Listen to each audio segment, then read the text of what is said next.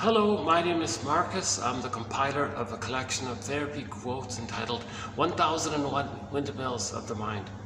A collection of quotes taken from what's often called the psychodynamic or the psychoanalytic perspective, which long ago, as I understand it, was referred to by some as philosophical medicine or narrative medicine, helping one to be their own story doctor, helping one to be their own narrative medicine doctor or narrative medicine practitioner. How to be one's own narrative medicine practitioner. How do we heal ourselves? Heal from what? What are we talking about? The theory is a lot of babies are not getting what's called a secure attachment style. A secure attachment style. If a child doesn't get one, that's considered attachment trauma, often known as relational trauma, interpersonal trauma. Okay, so what's the big deal, right? Someone might ask. It is a big deal, because when the child comes out of the uterus, he needs a positive interaction with the mother, a positive relationship with the mother. He needs a secure attachment style. Okay, and the general consensus is that the baby has certain developmental needs with his mother at first and others later on. But at the beginning, it's just the two of them. So for the first 4 to 5 months, that's sort of the first part, the child needs an extended, just the two of them, paradisical union, right? So, and that's considered the paradise continues. I might have to do this video standing here. Jeepers, the peak season is it's really in full force. Every place is packed. So I'm baking. You don't see it, but I'm baking here. I'm not sure where I can go to cool off even. So these guys, they open at night, so this is the only spot I can use. But I got a nice view anyways. Check out the view here, yeah.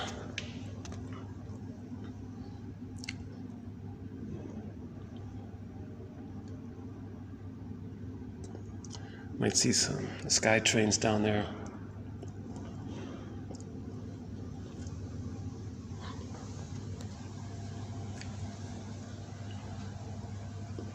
Okay, so in this project called 1001 Windmills of the Mind, Psychoanalytic Psychotherapy's Greatest Hits, 10,000 advanced self-help quotes from the shrinks, some from self-help authors, 2,000 pages, single-spaced. It's an exciting collection of quotes, nothing like it out there ever compiled, with the partial exception of Gregory Bauer's book from several decades ago called Wit and Wisdom and Dynamic Psychotherapy. But if you take out all the Freud quotes, the convoluted English translation of Freud, and what you have left from his collection is just like a sample of 1001 Windmills of the Mind. Plus, I've already kind of included the best quotes from that sample. Really, there's nothing. It's an encyclopedia of insights, mostly by the shrinks. Because I don't have a PhD, or I'm not a shrink myself, you won't find convoluted jargon. What does that mean, and what should it mean? We kind of avoided that whole debate kind of area. Yes, there's some jargon, but quotes that have some jargon in it, if it's more or less clear, ballpark clear, I'll include it. So these 10,000 quotes fit Grice's criteria for communication. Relevance, manner, quantity, and quality. So the quantity, let's start with that one, yeah. So the quantity, it's sort of like this. So this is today's batch here. Right? So, okay, hold on a sec. So we'll be doing, so this is sort of a typical setup here. So we'll be doing TQ 2722 here. 2722. On average, there's 10 quotes per video. Let's see what I got here. 1, 2, 3, 4, 5, 6. Okay, 7, 8, 9, 10, 11, 12, 13. So we got 15 in here.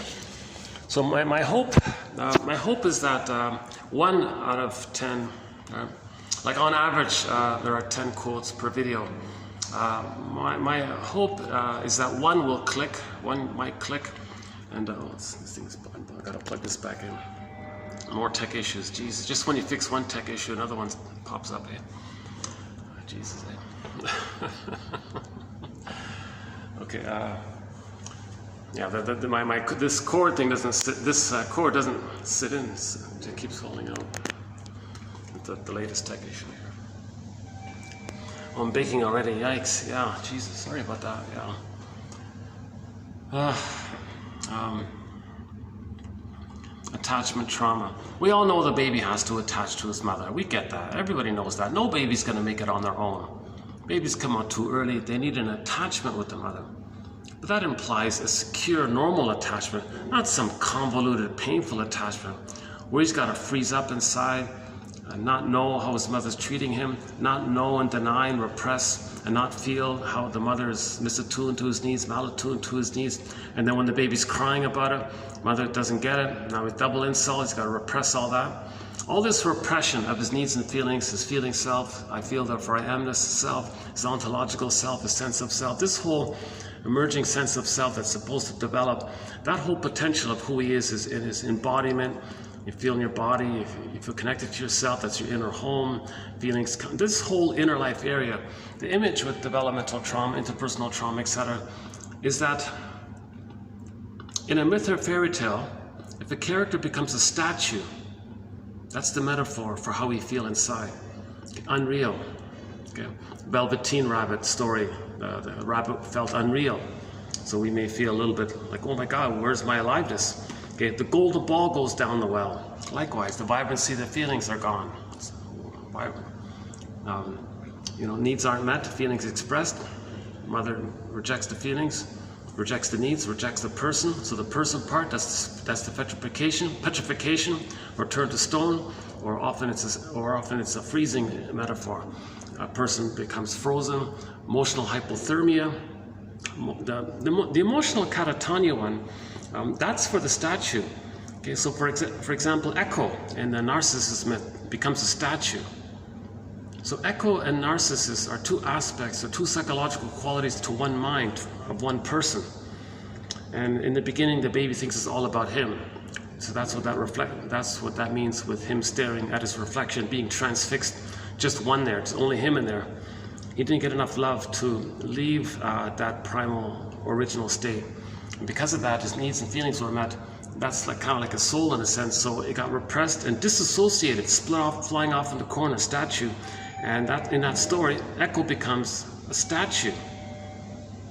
Okay? And the person is left with the narcissistic pattern. In other words, if anybody has the narcissistic personality pattern, in whatever form it takes, or even something even worse, the inner life is metaphorized by Echo being a statue.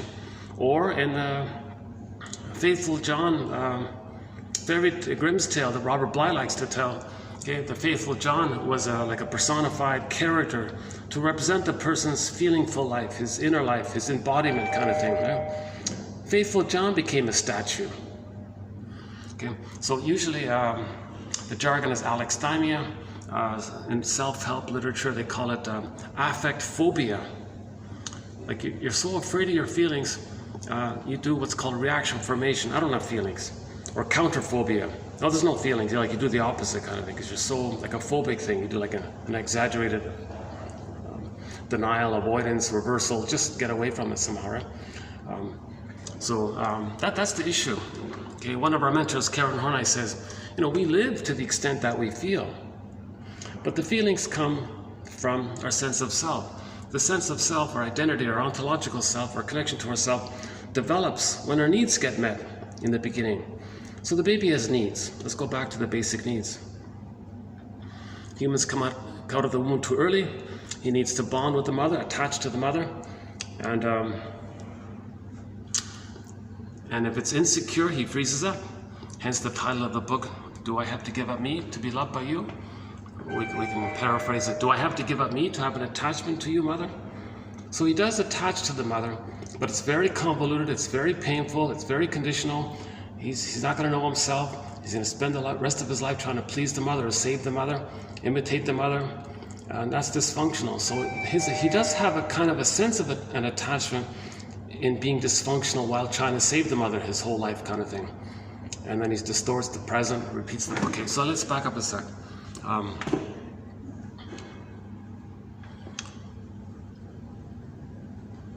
Okay, let's enter Zaz's song. Everything's love or a cry for love. So we want to love life. If the child goes through the developmental process between birth and 3, he gets a psychic structure, a memory system in his mind, a sense of self that differentiated. That happened because he felt safe to know himself. If the baby's safe with the mother, he gets to separate from the original fusion of the two of them just being one. Right? In the beginning, it's fusion, symbiosis, undifferentiation, merging, unico mystica. The baby cloud, if the baby cloud is blurred in with the bigger cloud, and the baby cloud thinks the bigger cloud is his power, is him, that's infantile megalomania, egocentricity, the glorified self, the idealized self, the ego ideal, thinking he's powerful, it's all about him. Okay, that's in the beginning. The baby has this kind of powerful, Jeanette Paris calls it, he's on a throne, he's a king, His Majesty the baby, or he's a little god or something like that. It's all for him. So in the uterus, the baby thinks everything is for him, it's all about him. And this kind of egocentricity or grandiosity continues up until 18 months. If the child is loved, it naturally dissipates, where he understands he's not a little god in his own little mind, hall of mirror kind of thing, right? And others are just props for his fantasy life or something. And he's addicted to it because he's still one with the mother. I'm baking here already. Yeah, Jesus. That's too bad because it is quiet up here. This is like the only quiet spot I can find. It's just noise everywhere else, right? But I do have to cool off somewhere. Yikes. Okay, let's see if I can cool off somewhere here. So we'll get back to the quotes here in a few minutes here. Jeez, that's too bad. There's no. See, they never have AC here, so it's. You don't see it, but this is a sauna in here. Yeah? Like it's 40 something where I am right now. With the heat index, yeah, it's over 40 with the heat index. Although, luckily, it cleared up today. Yeah, a lot of haze and fog yesterday.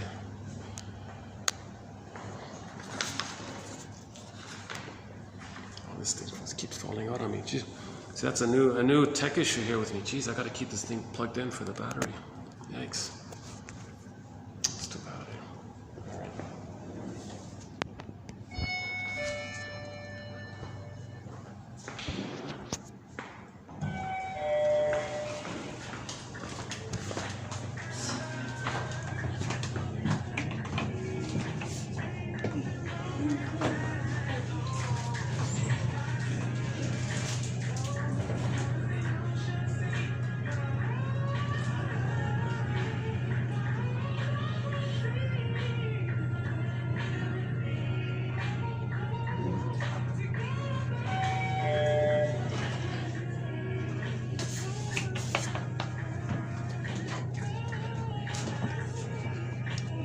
Why don't we read the first one here?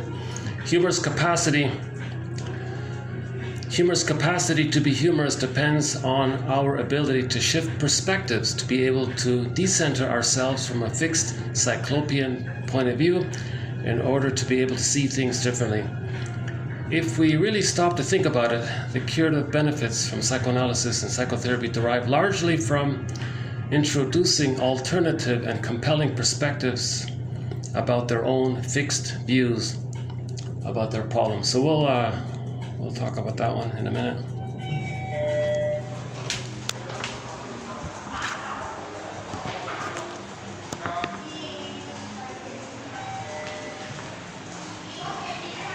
I've got a spot already at the other end. I've ordered a coffee already. I'm sitting just by the lamp there.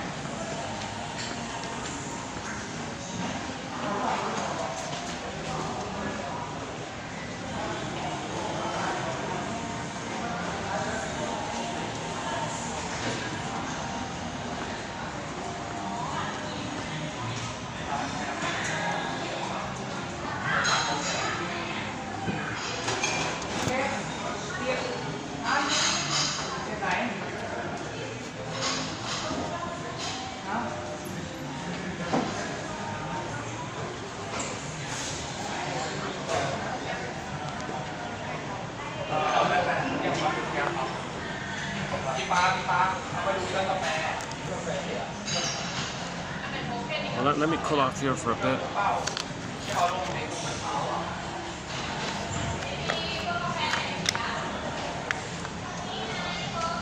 Yesterday wasn't bad. Yeah, yesterday's video turned out to be okay. I was outdoors for most of the time. Yeah, that was okay. 27 of, what was that one?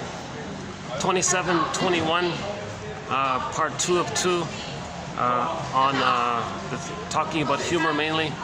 And in this video, we're gonna sort of, I could get the main quotes on humor was in the last video, and I have a few tag-on quotes here on humor.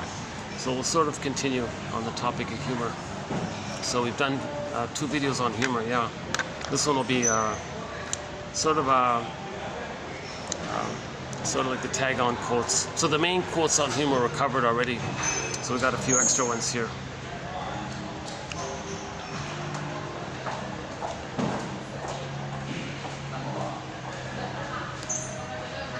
Yeah, sorry, I'm going to get easily distracted around here. Yeah. Jesus, yeah.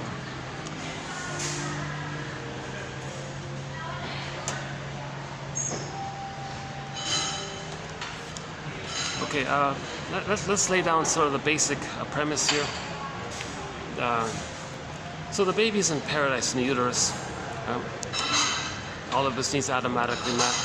He may think, geez, he just has the need and it gets met. Is he like a magician? Is he so important? Is he omnipotent? Like, does he have that power? He has a need and it gets met? Like something responds to him automatically? Is he like feeding himself? Or is he like the whole universe and he's self-sufficient kind of thing? Or is he the center of the universe? Like a god in his own universe and he's the center of it? So the baby has this this megalomania, they call it infantile megalomania kind of attitude, right? It's harmless and all that, right? So the child is in a happy delusion, I guess.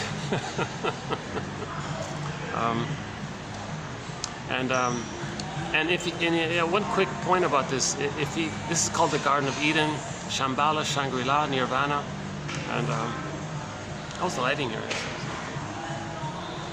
Is that better? Look at this. Let's try this. Oh, we got the butterfly. Oh, those are so like a deco thing with the butterflies. Yeah, okay.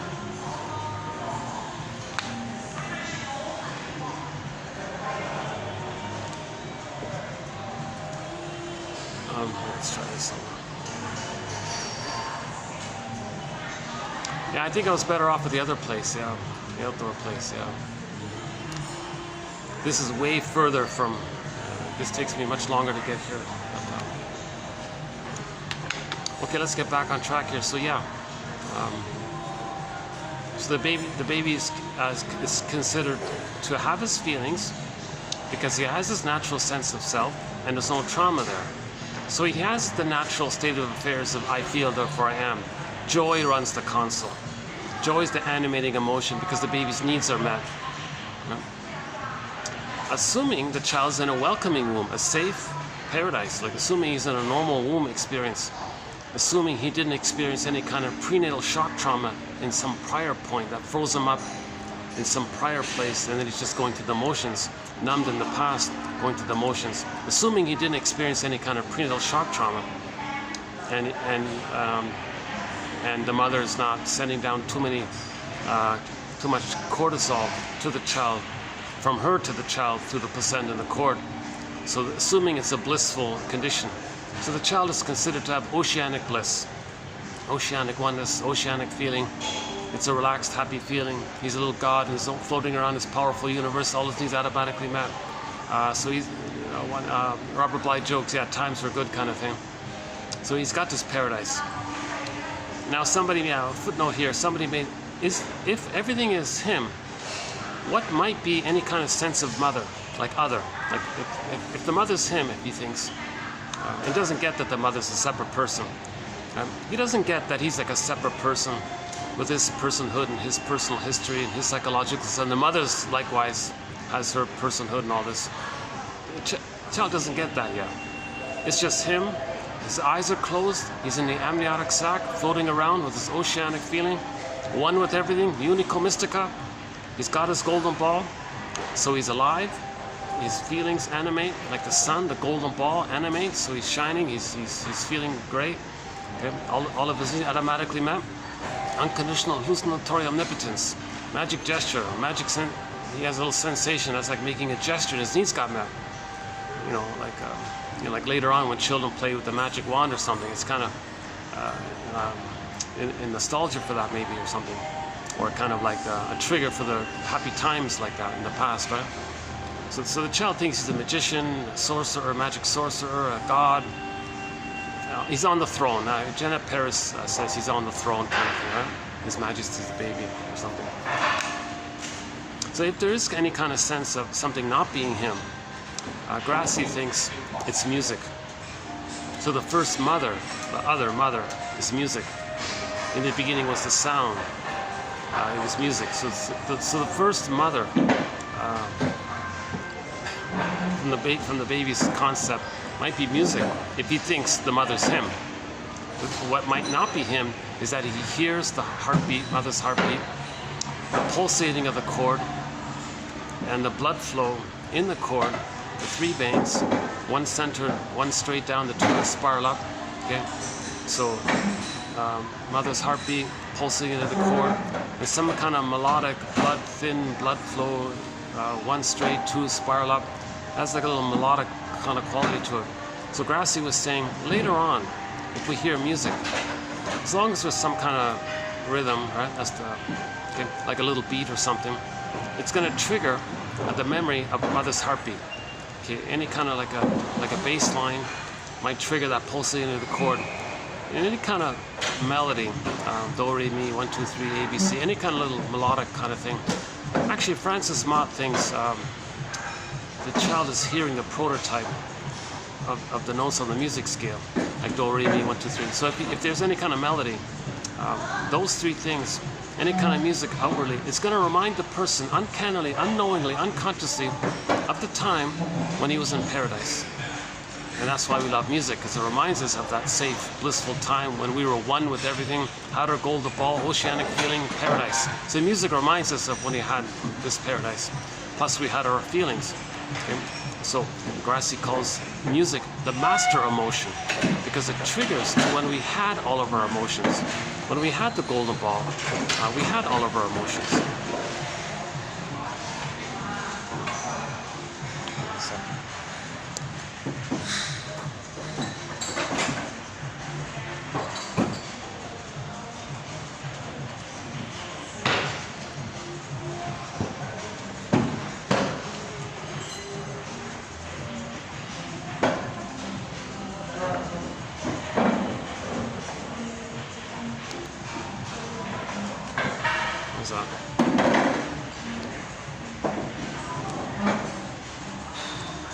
I'm starting to cool off a bit. Yeah, okay, that's good. All right.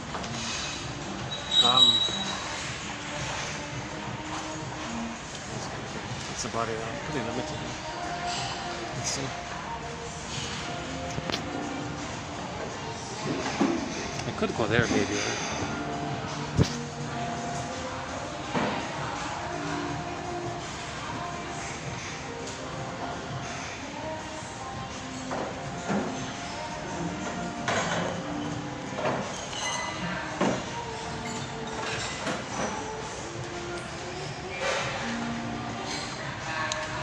Okay, yeah. So now that's so the first mother's music. If he's in a welcoming womb, if he's in an unwelcoming womb, then maybe the child might project his rage onto the cord and the placenta. So then he may think, if he's in an unwelcoming womb, if he's experiencing prenatal distress syndrome, his rage. He'll project his rage and create an image of the cord and the placenta as a sea monster. Now the veins have 3 lines, so the sea monster might have like 3 long necks to it or something, the body and 3 long necks. And in the Odyssey we see that, the sea monster with the 3 long necks eating the people. Now the baby's enraged, right? So that's the enraged part. Now he's angry okay, by being in a prenatal distress syndrome. And in that anger, he has that oral greed to control and bite. Like if he has oral greed, he thinks he wants to devour the breast, to control it, to possess it. So that those psychic traits he projects onto the cord and the placenta. So the cord and the placenta becomes a devouring monster that wants to eat him. That's just the theory. Again, once again, these are all theories, speculations, brainstorming, hypotheses, invitations for mutual exploration. Okay, we're like just like little clues. Just some ideas lead you to better ideas. I would love to have a peek at what psychoanalysis sounds like 500 years from now. Oh my God, that'd be awesome, right? The advancements that might have taken place by then. Jesus, yeah, what a thought. But this know thyself tradition has been going on for quite a while here. One of my favorite quotes is from Confucius from almost 3,000 years ago, teaching about projection. Projection. He said to his students, "Dear students, when I'm in a party of 3, I always have 2 teachers. To the one I admire, I study from him. To the one in whom I see traits that I don't like." See, I'm thinking about maybe that clumsy, slightly. See, I can see now. I'm doing it in this moment, right? Like, how can I be a bit like that? Wanting to be important and do it my way or something, right? And okay, these are young guys. Okay, let's backtrack. When I'm in a party of 3, I always have 2 teachers. To the one I admire, I learn from him. To the other in whom I see traits that I don't like, I search for those very same traits in myself.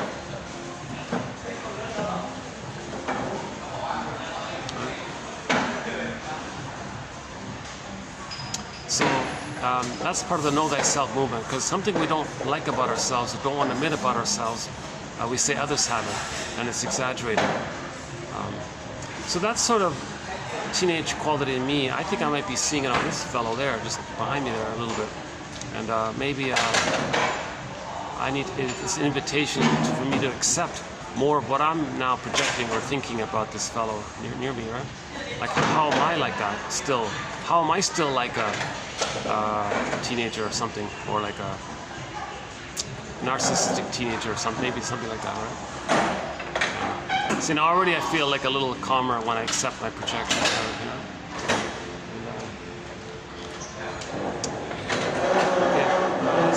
Let's find another cool spot.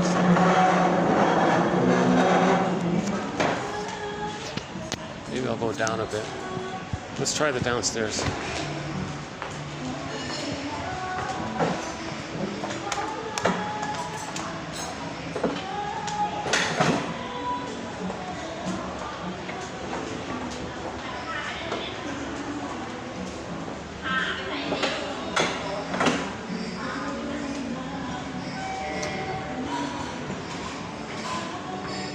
Or hang on, what about here?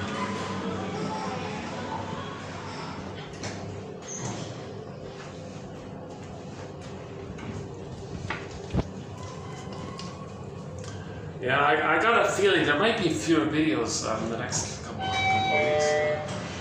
No, these guys are busy too. Let's go down. I still want to cool off a little better. Yeah, cyclops, yeah. So,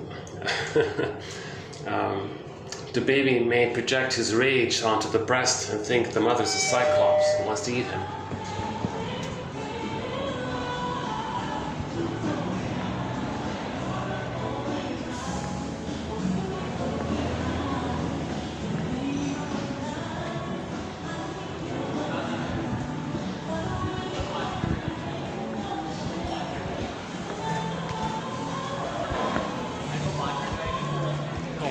Would it be okay if I just sat over there for about 10 minutes?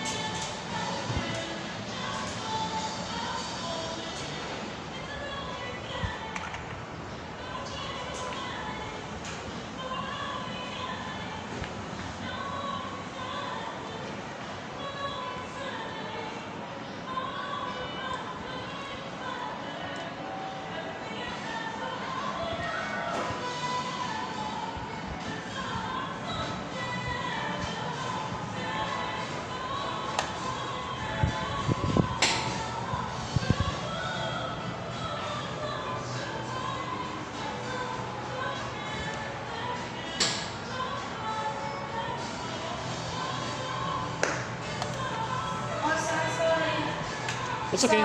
It's okay. No problem. No problem. Yeah. Thanks. Okay. Yeah. Thanks.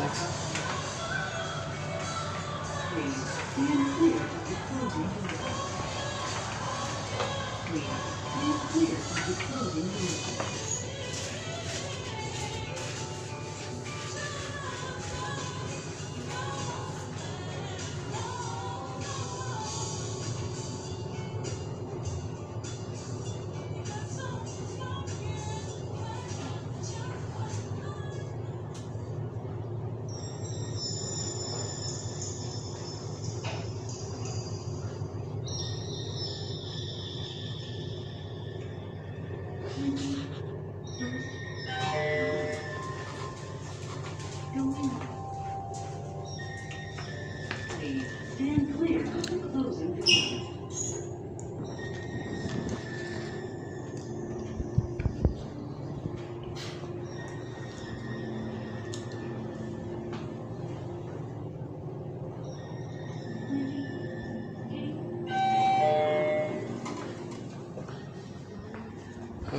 Okay. I guess I'll have to deal with the heat here.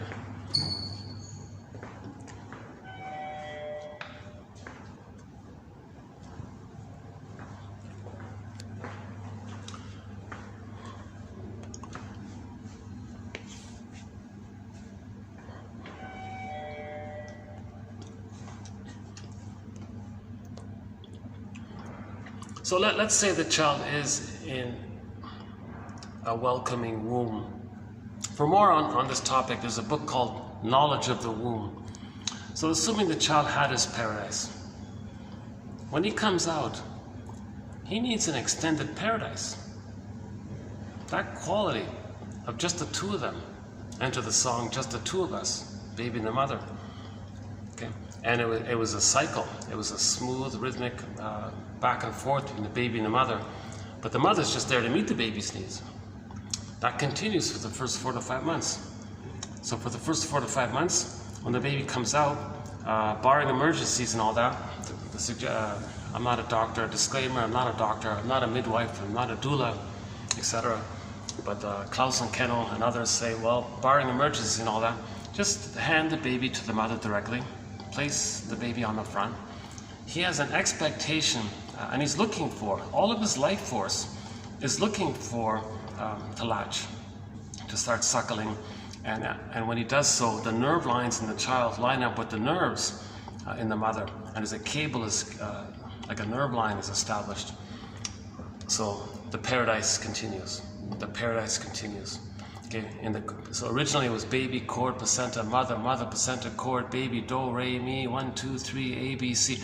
When he comes out, latches, nerve lines are there. Baby, nerves, mother, mother, nerves, baby, baby, nerves, mother, and it just flows as it's like a rhythm of safety and all this. So the paradise continues, meaning the mother gets the baby signals, gets the message, and can reply automatically, right on time, just on time. No conditions, no bottles, no blockages, no not being absent. Just the mother's there for the baby, right? So the role of the mother for the first 4 to 5 months is to meet the baby's needs for an extended paradise. Okay. Now, during this time for the extended paradise, or the social interpersonal womb, the baby's brain is malleable, very malleable. He's going to lay down neural pathways by the interaction with the mother. The baby needs a positive interaction with the mother. He's going to lay down neural wiring, neural pathways based on interaction. Human connections lead to neural connections. Okay, so the baby needs a positive maternal experience in the maternal holding environment. Okay, so the baby needs the mother to have a positive attitude towards the child. Okay, a loving, accepting attitude towards the child. He remembers that, it's set in him, then he has that attitude towards himself. If the mother sees, hears, feels the child, he can do that for himself. When the mother soothes the child, he has that memory, the capacity set in, becomes a part of his brain, now he soothes himself.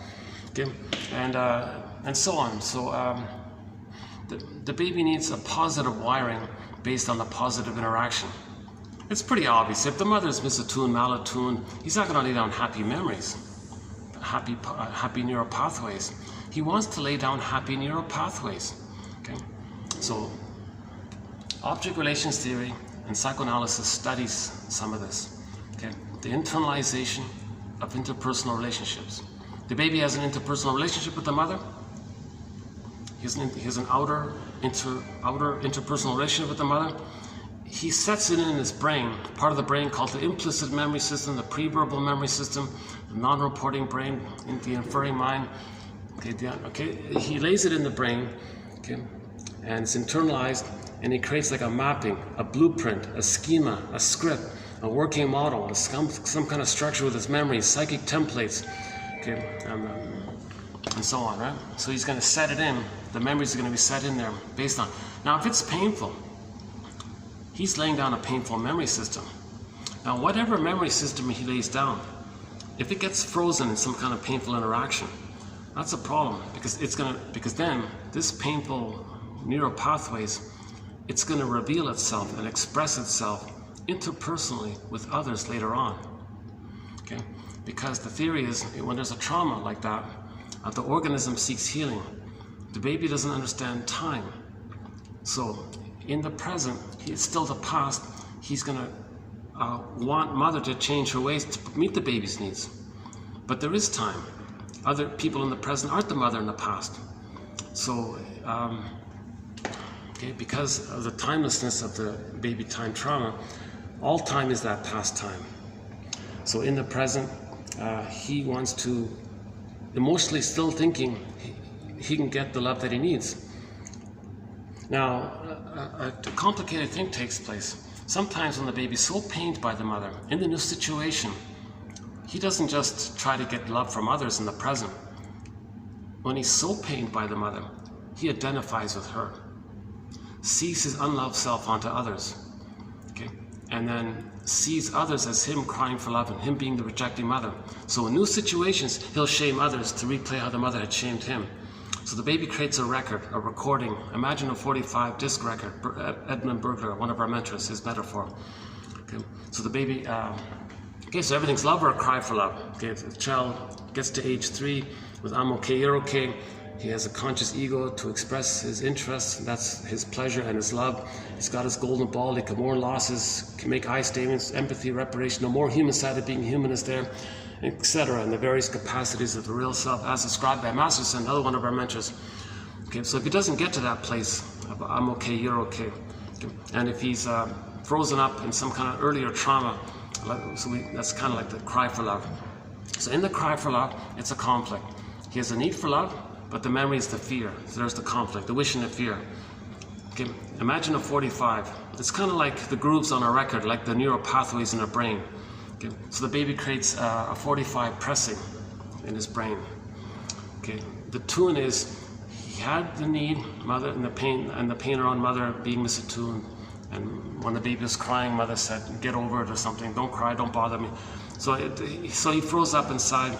Okay, earth opened up, Miss Core gets pulled down. Golda ball down the well. Baby lost in the forest. Children in the forest. Golda ball locked in a cage. Okay, and so on. And then there's a pain so utter it swallows something up. Jeez, I'm baking here already. Yikes! See, I can't really last up here in the sauna here. Yeah. I have to go down already. Oh, that's too bad, eh? Okay, hang on. See, I want to get these videos out, you know. These are good quotes, yeah. So today we'll be doing Grotstein, some more Grotstein. And our first quote's from a guy named Wilfrid Lay from 1917. So yeah, so two solid authors here. Oh, hold on a sec.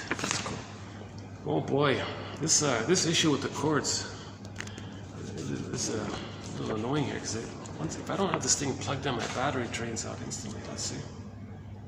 All right.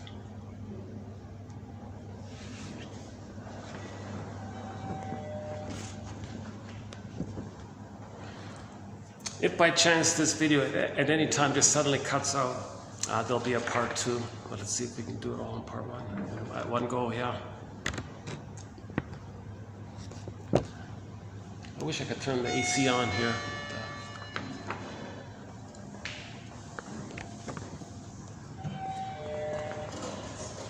Not yet. Not yet. Please.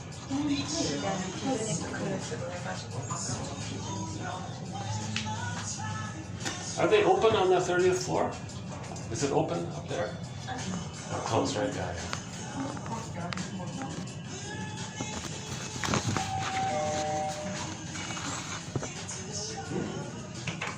Please. Stand clear as the closing door.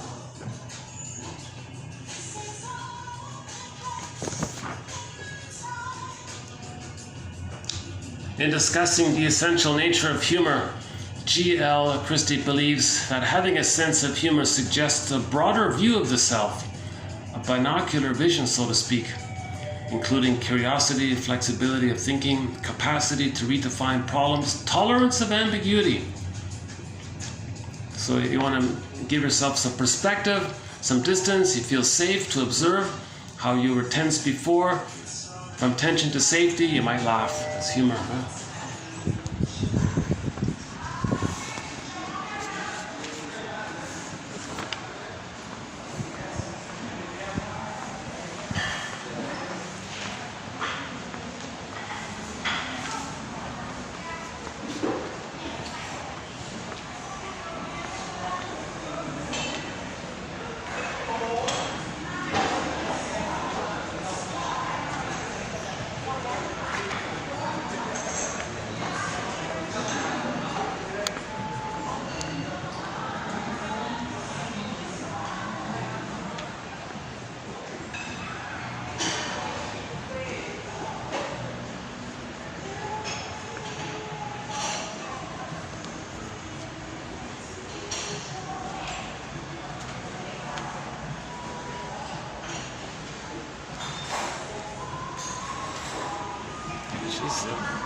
See, I gotta hold this cord in while I'm holding the phone, otherwise it slips right out. Jesus. Yeah, another room.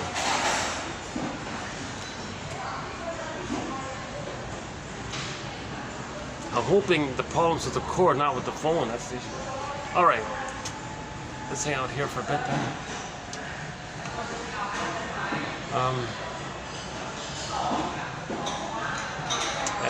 Sometimes they get pretty noisy back there. Okay, let's just cool off here for a bit.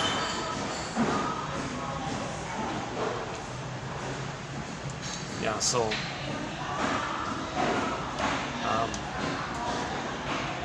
that's for the first 4 to 5 months. The baby needs mother's reverie, mother's attunement, okay, mother's presence, her attitude that she wants to be a maternal mother for the baby.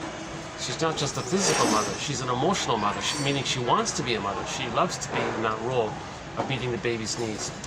So her job is to meet the baby's needs. Not in any way exploit the baby or take advantage of her power to use the baby to meet her needs. That child, of course, is going to be traumatized. He'll freeze up inside, he'll become like a statue inside, right?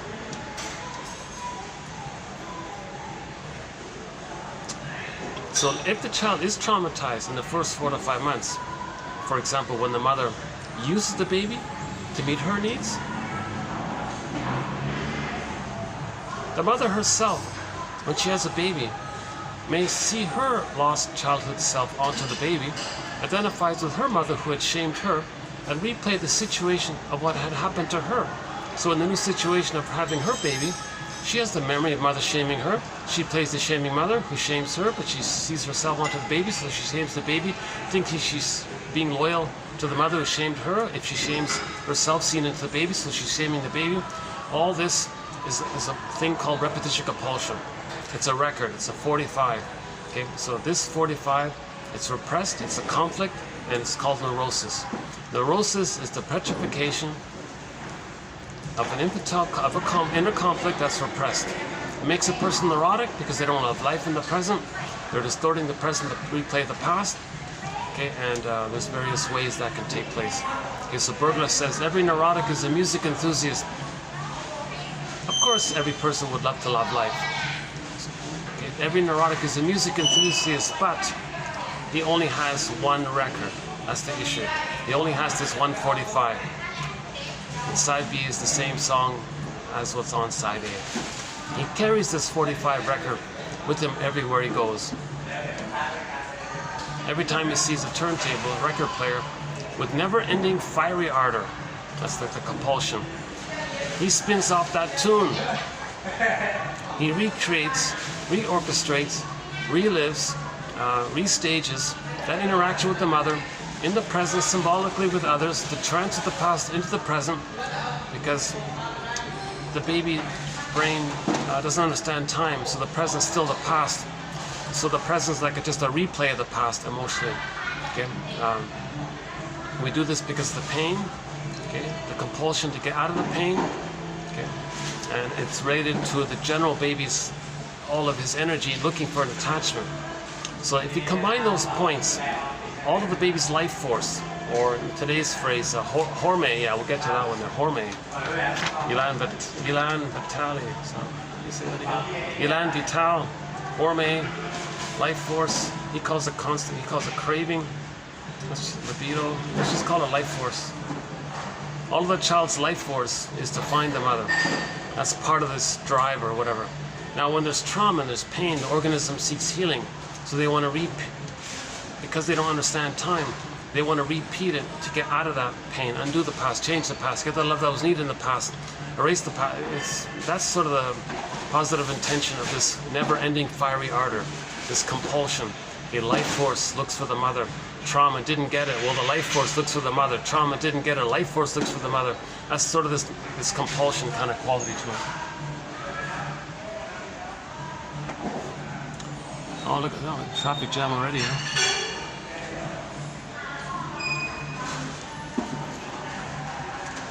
So kind of, believe it or not, this is the best spot I can find. You think this is busy? Oh my God, these other places are impossible. Yeah, a lesson learned. I should have gone back to the other place I was yesterday. Because that one worked out okay. That pool place, yeah.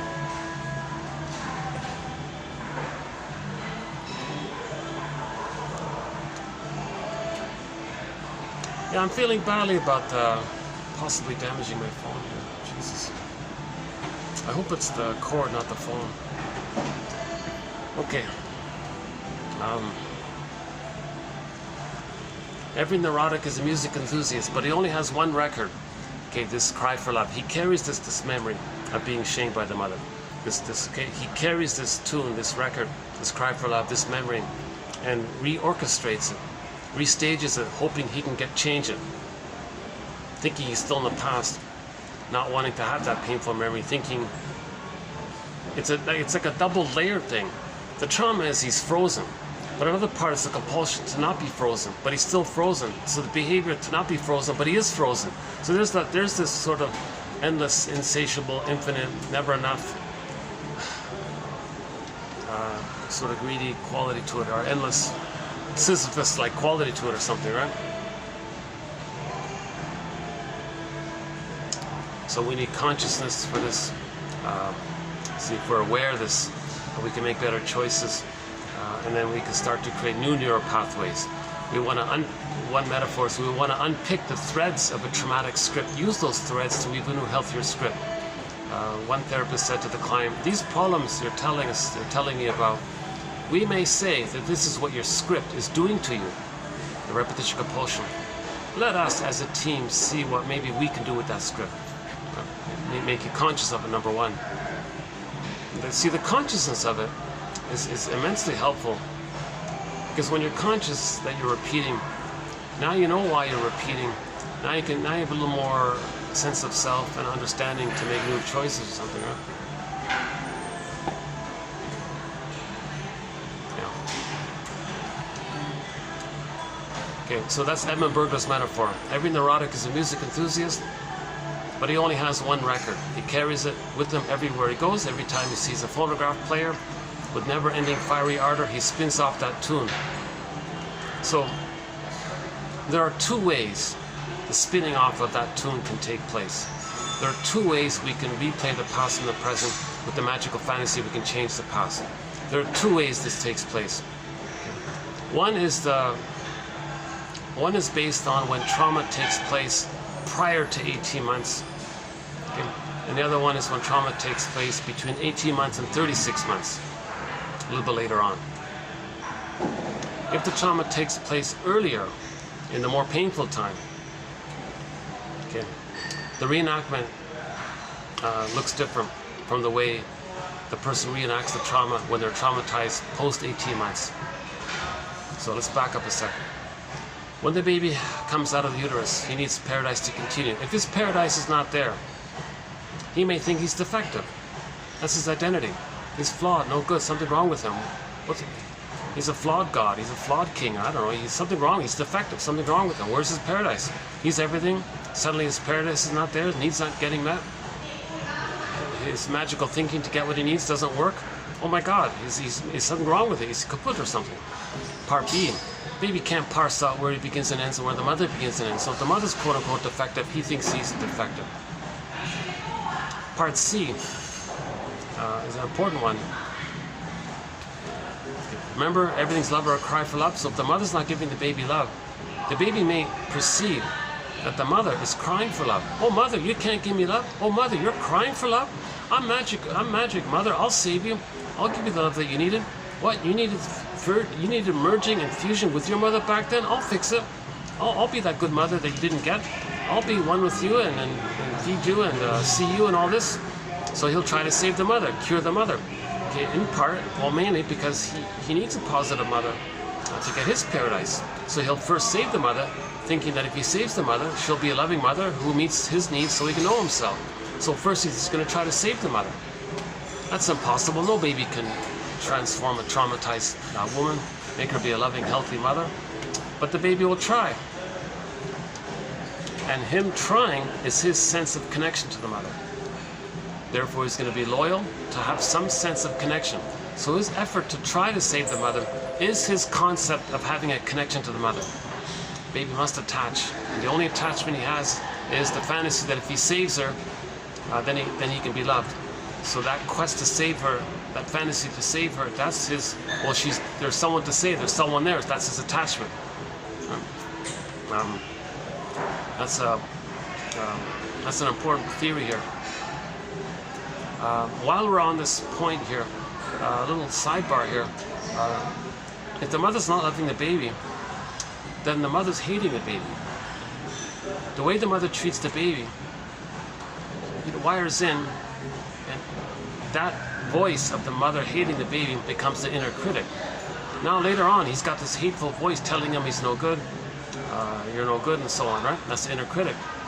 And if he tries to confront this, or change this, or do something better for himself, a deeper voice comes up called the superego that says, hey, did you save the mother?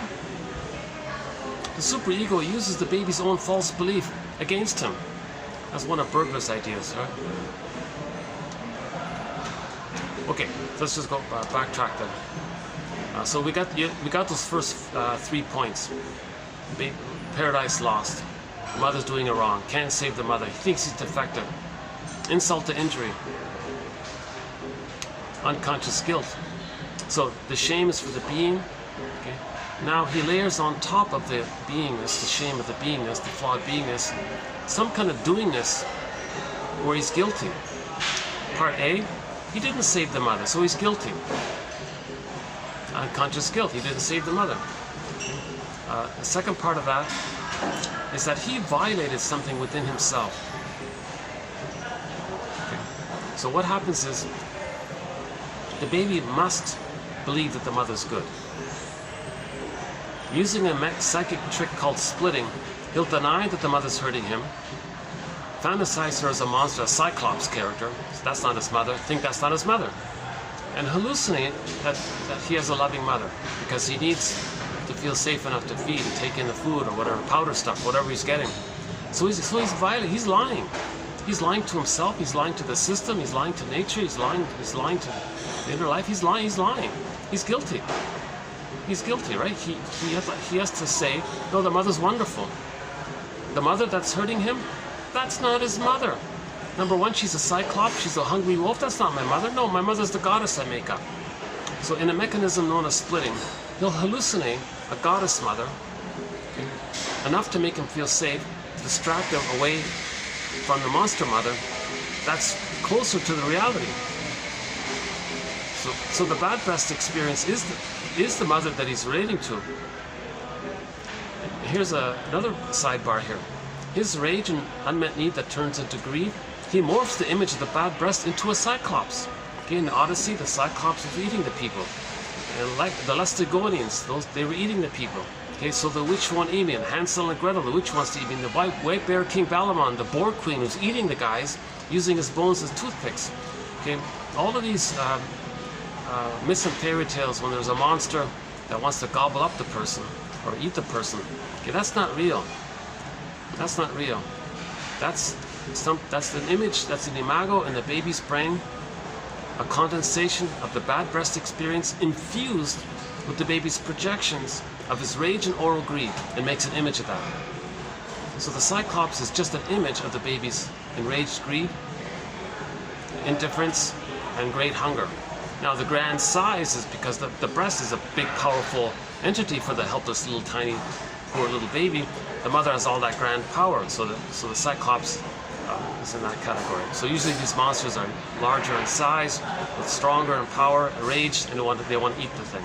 They want to eat the baby, sorry. Yeah, look at that, eh? I hate it when shrinks always use it when they talk about the baby. I always notice how every time I post a quote, I always have to change like he or she or they, because they're humans. So why do the shrinks keep doing that? Why do they use it for their babies? I noticed that, and it bothered me, and it's the first time I kind of slipped out. Yeah, that's a kind of I've been bothered by it, and it kind of slipped out in my anger. What's the topic now?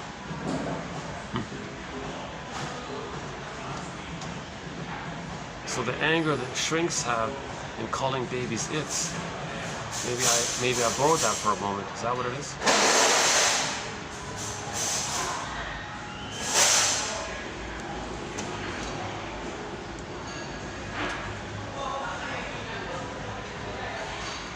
See all these cosmetic products and all this.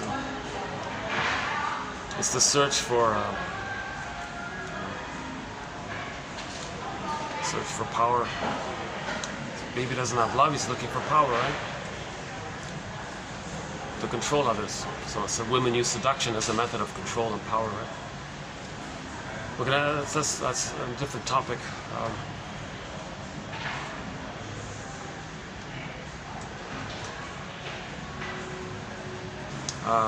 So we were talking about the record, right? Oh yeah, the two ways the reenactment can take place. If the baby's traumatized before 18 months,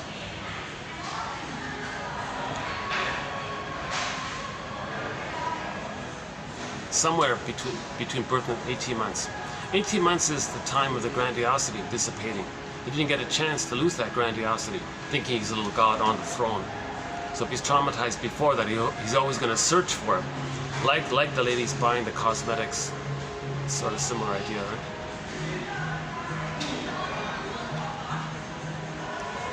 But that's a tough topic with the cosmetics, because women have been in a lower position for a long time.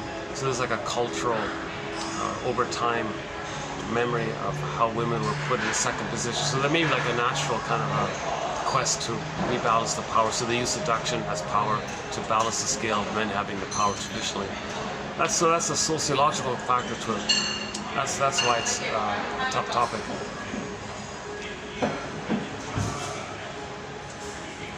Okay, so I'm not going to differentiate between the different personality patterns that spring about when the freezing takes place before 4 to 5 months, and when the freezing takes place before 18 months. So there's different personality, like for example the bully pattern and the Iago pattern, low functioning BPD pattern. There's certain traits to them. The garden variety cookie cutter narcissistic pattern and the various forms it takes. Oh yeah, I wanna introduce an idea here. I want to experiment with an idea. In the last video, I was praising James F. Masterson and making a note about some of his contributions to psychoanalysis. He's one of our mentors, Masterson. And he has, I've mentioned some of his points. One thing I didn't mention yesterday, I wanna pick up on. Okay, so in the narcissistic pattern, there are different types of it, right? Sort of the more familiar one that we all know about, the exhibitionistic one, the star one, they want to be seen in all this. And there's like the clinging vine narcissist. They take egocentric pride by clinging to another narcissist, and they take pride in that area. There's the turtle narcissist pattern, where in their detachment, they say, I'm so important because I don't need anybody, so they're more aloof like that. A Masterson has a thing called the closet narcissism pattern. The closet narcissistic pattern are those who bask in the glory of other people's star narcissism. So they have the narcissistic pattern, but they do it covertly by befriending someone who is a proxy for their narcissism. So a person with the closet narcissistic pattern might befriend a person with the cookie cutter narcissistic pattern and use them as a proxy that they're expressing their narcissism, and they bask in that glory. So proxy means when someone else feels for you, does something for you, plays a role for you. So a person with the closet narcissistic pattern will find the star narcissistic pattern and see the star expressing their arrogance and entitlement and thinking they're number one and all this, thinking that they're expressing their traits for them. That's the proxy. But I thought, why is he calling it the closet narcissistic pattern? He's in the closet. Maybe he'll come out. Like, are they like closet? Do they want to come out? What about this? How about this? What do we call it? The voyeur narcissistic pattern. The way Masterson describes the narcissistic pattern makes me think, why don't we call it the voyeur narcissistic pattern? The voyeur, like the voyeur, right? Like looking at others and all this. The closet narcissistic pattern, they take delight in watching others being narcissistic. That's the voyeur, right? They don't want to do it, they watch it, right?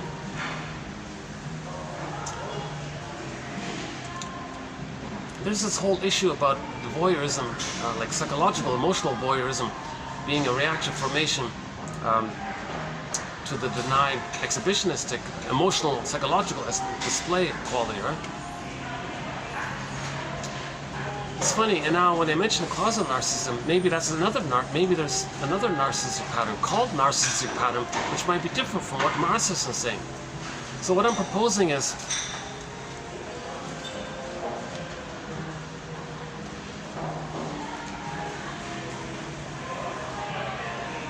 I want to change the meaning of Masterson's term closet narcissism and refer to those who are in the closet. And that's it. They don't come out. Versus the voyeur narcissism, which is Masterson's definition of the closet narcissism. So to understand the voyeur narcissistic pattern, read Masterson's topic on the closet narcissistic pattern. But maybe there's a difference between the two. Maybe there's a difference between the person having the closet narcissistic pattern, or they're just in the closet. They just kind of hide it. So it might resemble the turtle, but the turtle one takes pride in being detached. But the closet narcissistic pattern, they don't want to be detached. It's there, but they don't want to admit it. But if they don't want to admit it, that doesn't necessarily mean they bask in the glory of proxies expressing it for them. But if they do bask in the glory of proxies expressing their narcissism, then that's called the voyeur narcissistic pattern. So we're actually coming up with some new little things throughout this series. That might be another one. The voyeur narcissistic pattern. People who associate or befriend others who display their narcissism, and the voyeur believes that the star one is the proxy for their narcissism, expressing their narcissism for them.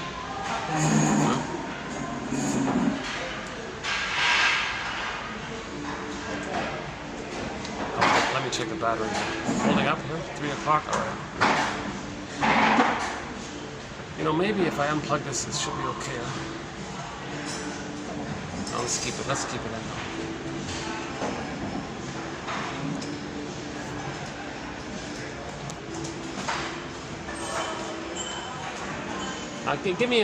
Just give me a 1 minute break here. Let me take a little drink here.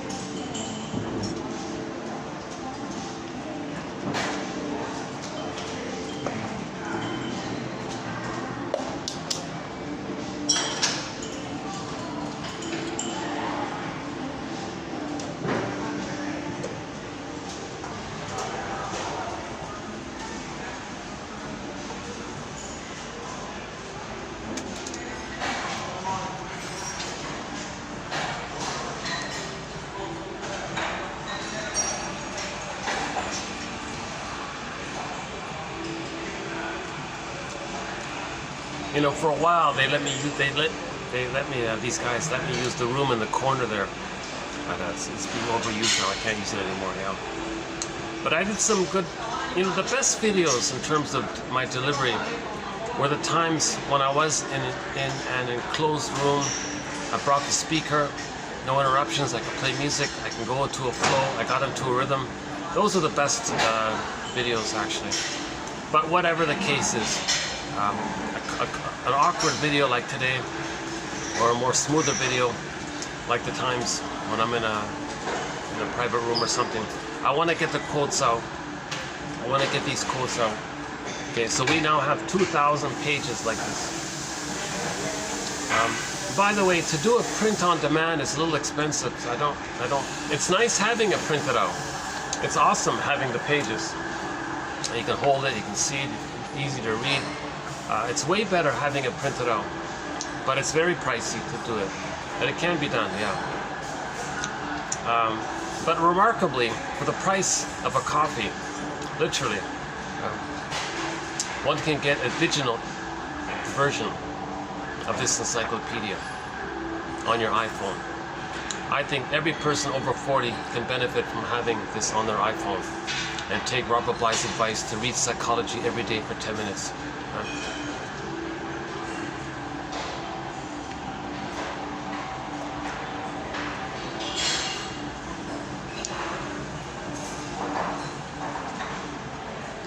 So let's finish up the point about the reenactment.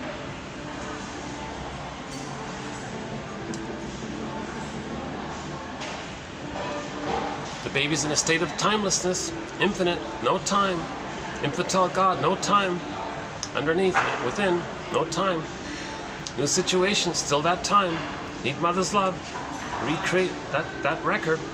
So it's recorded on the record. The record says the baby had a need. He was shamed by the mother who shamed him. Mother shamed him. 2 people on the record, baby and the mother. New situation. Wait, hang on a second, stingers. A key feature, so all babies begin with, I'm not okay, you're okay. Oh yeah, the guilt one, right? So you add the guilt, you layer the guilt on top of the underlying shame. The conclusion is all babies begin with, I'm not okay. Yeah, remember, mother must be seen as okay. And you put a dash between the M and the O in the word mother. So then you're going to say other's okay, because the blueprint is mother's okay. So the mindset is I'm okay, other's okay, you're okay. So I'm okay, I'm not okay, you're okay. So all babies begin, okay, clarification, all babies begin with I'm not okay, you're okay. Others okay. Others mother for the intrapsychic emotional blueprint. The mother must be seen as okay, so others okay. So the mindset is I'm not okay, you're okay. This is just for a few weeks. It's just a temporary, desperate coping strategy that the baby adopts to believe this. In normal development, this is all resolved, and he ends up with I'm okay, you're okay. So in the beginning, the child might briefly think I'm not okay, you're okay. But what if and with the little experience, the mother being more loving and frustrating, the child gets to realize, oh, okay, my mother does love me. Sometimes she misses it, but I get it. But I am loved by her. Oh, I'm okay, you're okay. But let's say the mother doesn't change her ways. Let's say she's consistently misattuned, consistently malattuned, consistently emotionally unavailable, not even around sometimes, or not emotionally available for the baby. That's called like a strain on the child. If this goes on again and again and again, or the mother consistently uses the baby, that'll do it. If the mother's shaming the baby, to replay her record of how she had been shamed herself, that'll do it. If the mother wants to brainwash the baby to be dependent on her so she never feels alone, that'll do it. That's called childhood parentification or partnerification. If the mother has this memory that when the baby's crying and blames the baby, thinking that the baby doesn't like her, that'll do it, etc. So if the mother is consistently not meeting the baby's needs again and again and again, what does the baby do? How does he adapt? How does he cope? If every day, many times a day, every time he expresses his needs, mother's misattuned, he cries, mother says, get over it, I don't know what you're crying about. What does he do? What does he do? He does one of the most desperate measures of the mind that we know of. One of his self, his no good self, his soul, his identity. I feel that for I amness. He's gonna project it out. He'll see himself onto others. He feels no good. No, you're no good. Okay. So his soul is out.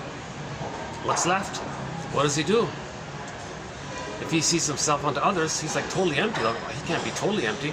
So he'll regress back to the old archaic, primitive, once upon a time, when he was in the uterus in the Garden of Eden, he was on the throne, he was a little god. He'll search for that. He'll think that's his identity. So from that, the illusionary, okay, the narcissus flower is named after a little white flower that gives people illusions. So he'll go to that illusion that he was a little god on the throne and say he's okay from that perspective. So the mindset will now be, when he projects his humanness out and reverts to the infantile God attitude, from that he'll say, I'm okay, you're not okay. Get it? He's talking about himself not being okay, seen onto others. It's a trick of the mind. It's still there. He still feels not okay. But the trick of the mind is, if something belongs to you and you don't want to feel the pain of it, and you don't want to feel any anxiety about accepting it, so to keep it squelched, it's projected. Your attention about yourself, it flies outwardly onto someone else, and they they are what you're denying in yourself. It's called projection. Selective disattention, inward denial, and it's seen outwardly like that. It's like a projection kind of thing, right? So they're going to say others are not okay. They revert to the old archaic, once upon a time, throne-like image from the uterus. I'm a little infantile god, I'm okay. I'm a little god, so I'm okay. So they reject the humanness. They reject the human side of being, the quote-unquote more human side of being human, and they just want to chase the god-like narcissism. Okay? So the mindset of the Stinger personality patterns is going to be, I'm okay, you're not okay. That's a desperate measure when the child does that. That's a very drastic thing. His emotional development is derailed. Himself seen onto others, he's derailed his emotional development. He can't progress to I'm okay, you're okay when he does that. Okay, now, embedded in, going on at the same time, with the trauma of being shamed by the mother, to have an attachment to the mother, he's got to imitate her and try to save her. So he identifies with the aggressor. So if he thinks he's the infantile god, and he's got to be the mother who shamed him, being the bigger god is the mother as the bigger god, is gonna fuel his baby god status. So it's very addictive. It's very elated. It's very I guess it does lead to an addictive like quality, because the fusion, see, the baby's fused, it's blissful, it's not addiction. But later on, when you're always clicking it in your brain, you're dependent on it, then it becomes addictive. Okay. So in the new situation, the record said mother shamed him. New situation. He's identified with the mother. To have a mother, he's got to act like her to save her. So he'll be loyal to her, to imitate her in his ongoing efforts to be connected to a mother, in the ongoing efforts to try to save her by imitating her. He's identified with her because, okay, a sidebar here, William Fairbairn, another one of our mentors, says, the more the mother's love is unavailable, the more the baby clings to her, searches for her. So in the beginning they were fused, mother's hurting him, the fusion becomes tighter and tighter. They call it adhesive, like glue, like crazy glue. And at some point, he crosses over and becomes her, sees himself onto others, and says, I'm okay, you're not okay. So if anybody with that attitude, I'm okay, you're not okay, that's more severe trauma. Ironically, those who say, I'm not okay, you're okay, the codependents, the pleasers, the clingers, the caretakers, etc. Ironically, the more childlike human quality is still on the developmental path, although they're very childlike. The infantile God one, they reject the human, the quote-unquote more human side of being human. They rejected all that. They just want to play God all the time, and they're addicted to it. So, back to the record, new situation. They see themselves onto others, right? They've identified with the aggressor. New situation, the record is mother shamed them. But in the new situation, they are the mother now who shames them, but they already see themselves onto others. They find a non-threatening substitute other, however it is they're safe or non-threatening, and see their lost innocence onto them. Okay, the record said mother shamed their innocence. Their wounded innocence is onto others. To be loyal to the record, to be loyal to the mother, repetition, compulsion to replay in the new situation.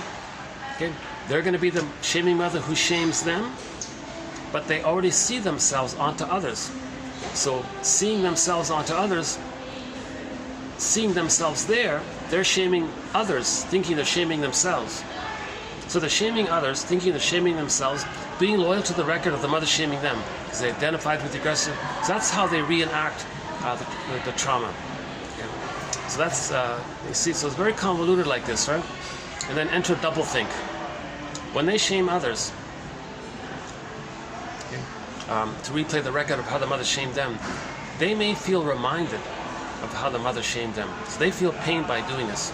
Although they hurt others, to replay how the mother had hurt them, to be loyal to the mother who did that, and to have the mother to imitate her, to mirror her, to act like her, okay? Thinking they're still, that by doing so they're going to be one with her and save her, let her feel seen and all this. So they're acting like her. As they imitate her and replay the record, they're reminded of what the mother originally did to them. So in the process of hurting others, they're reminded of how the mother hurt them. Hocus pocus, auto-hypnosis, double focus. The one they just hurt, they'll say is the cause of the pain they're now feeling with the mother.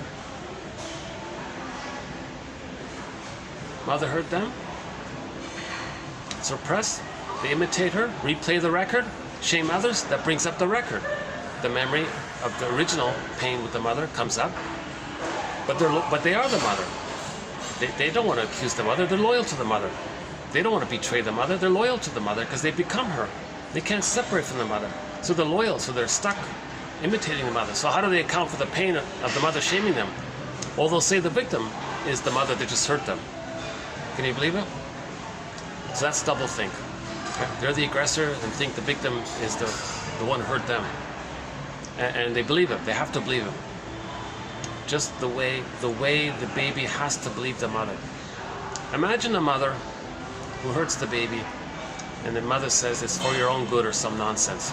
The baby will believe it. He's in pain, but he'll believe it. He's got to trust her. He's got to believe it. The mother has immense power, immense immunity, and all this. And you can see. By the way, in later life, that's the template for later life. when you're bombarded with propaganda and you gotta believe it. You know what's wrong, but you gotta believe it. Okay, they're tapping into that phenomenon of the baby needing to believe the mother, even though the mother's hurting him. It's the need for the attachment, right? Yeah. So we have a thing called the 46 symptoms of homo traumacus, and I'm gonna maybe update it soon.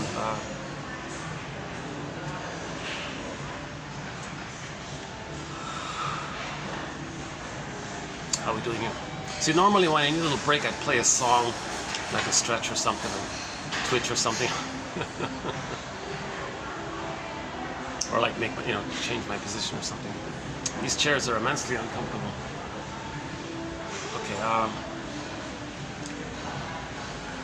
Okay, the record, right? So, if the baby's traumatized before 18 months, they develop one of the stinger personality patterns. The narcissistic one is common, right? The star one, the more familiar cookie cutter one that everyone complains about, right? Now I'm thinking there's two versions of the sort of the covert version of the star one. There's the closeted one. It's there, but they don't want to reveal it. It's hidden like in a closet. Or the voyeur one. And for a description of the voyeur narcissistic pattern, read Masterson's description of the closet narcissistic pattern. I think Masterson should have called the closet narcissistic pattern the voyeur narcissistic pattern, because the way he describes it fits in with the idea of the voyeur narcissistic pattern, right? So imagine, maybe a lot of the celebrity worship is in this area. Let's say somebody wants to be a star like this. They see the celebrity, but they don't take too much thrill in it. But it's still there, it's closeted. Versus the other one who takes great thrill in it. Oh, they're expressing my narcissism. That's the voyeur narcissism. Why don't we call it that? The voyeur is the flip of the exhibition, the show. The exhibition is the show one, right? The voyeur is the look one. Bergler tried to tackle this issue of the voyeur being the flip of the exhibitionist. Not physical, like the emotional, psychological. Right?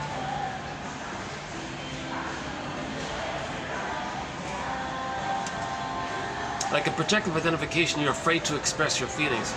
But you might take delight in other people expressing what you're feeling. That's the voyeur phenomenon, because you're afraid to express it. That's the exhibit it. He means it that way. Emotional exhibition, you exhibit your emotions. But if you're afraid to exhibit your emotions, you may take perverse delight in other people being voyeuristic, and other people expressing it. Now, in a mechanism of projective identification toward that end, you want to coax others to express what you're feeling. Because in your fantasy, if someone is feeling what you're feeling, you can think you're back in the nursery, mother's feeling what you're feeling, and you're one with the mother. If you're feeling the same things, you're one. If you're back in the oneness, then in the original scenario, when you're one with the mother and the mother knows what you're feeling, the mother soothes you. She meets your needs, kind of thing, right?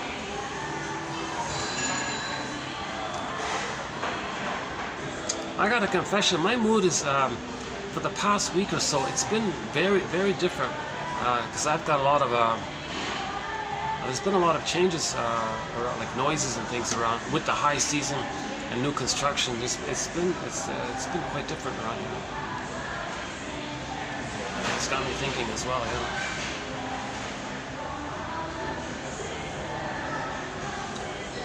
Okay, let me get a pillow. Hold on a sec. Come on, Courts, hang in there, guys.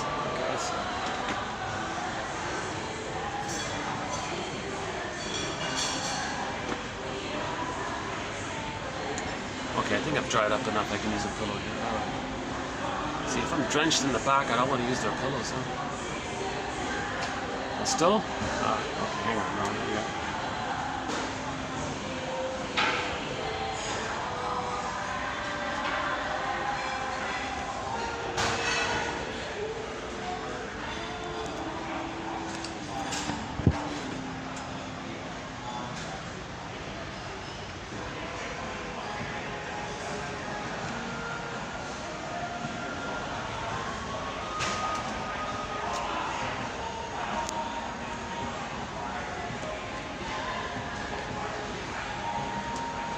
Now, a few points that are worth highlighting about distinctive personality patterns.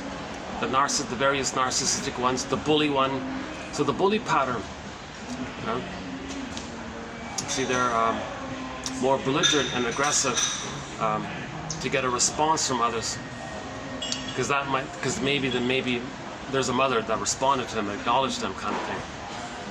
So they don't look for love. They're not there. They just want a reaction. That's as close as they can get to some kind of connection to a mother. And they want to, and it never works because you can never control the lackey. No lackey can be the good breast for the past, so they're always disappointed. And the lackey leaves. Let's find another one. The Iago one is sort of like the voyeur. Yeah, speaking of voyeur, the Iago pattern often uses those of the bully pattern as a proxy for them. That's the 5-8 link line on the Enneagram.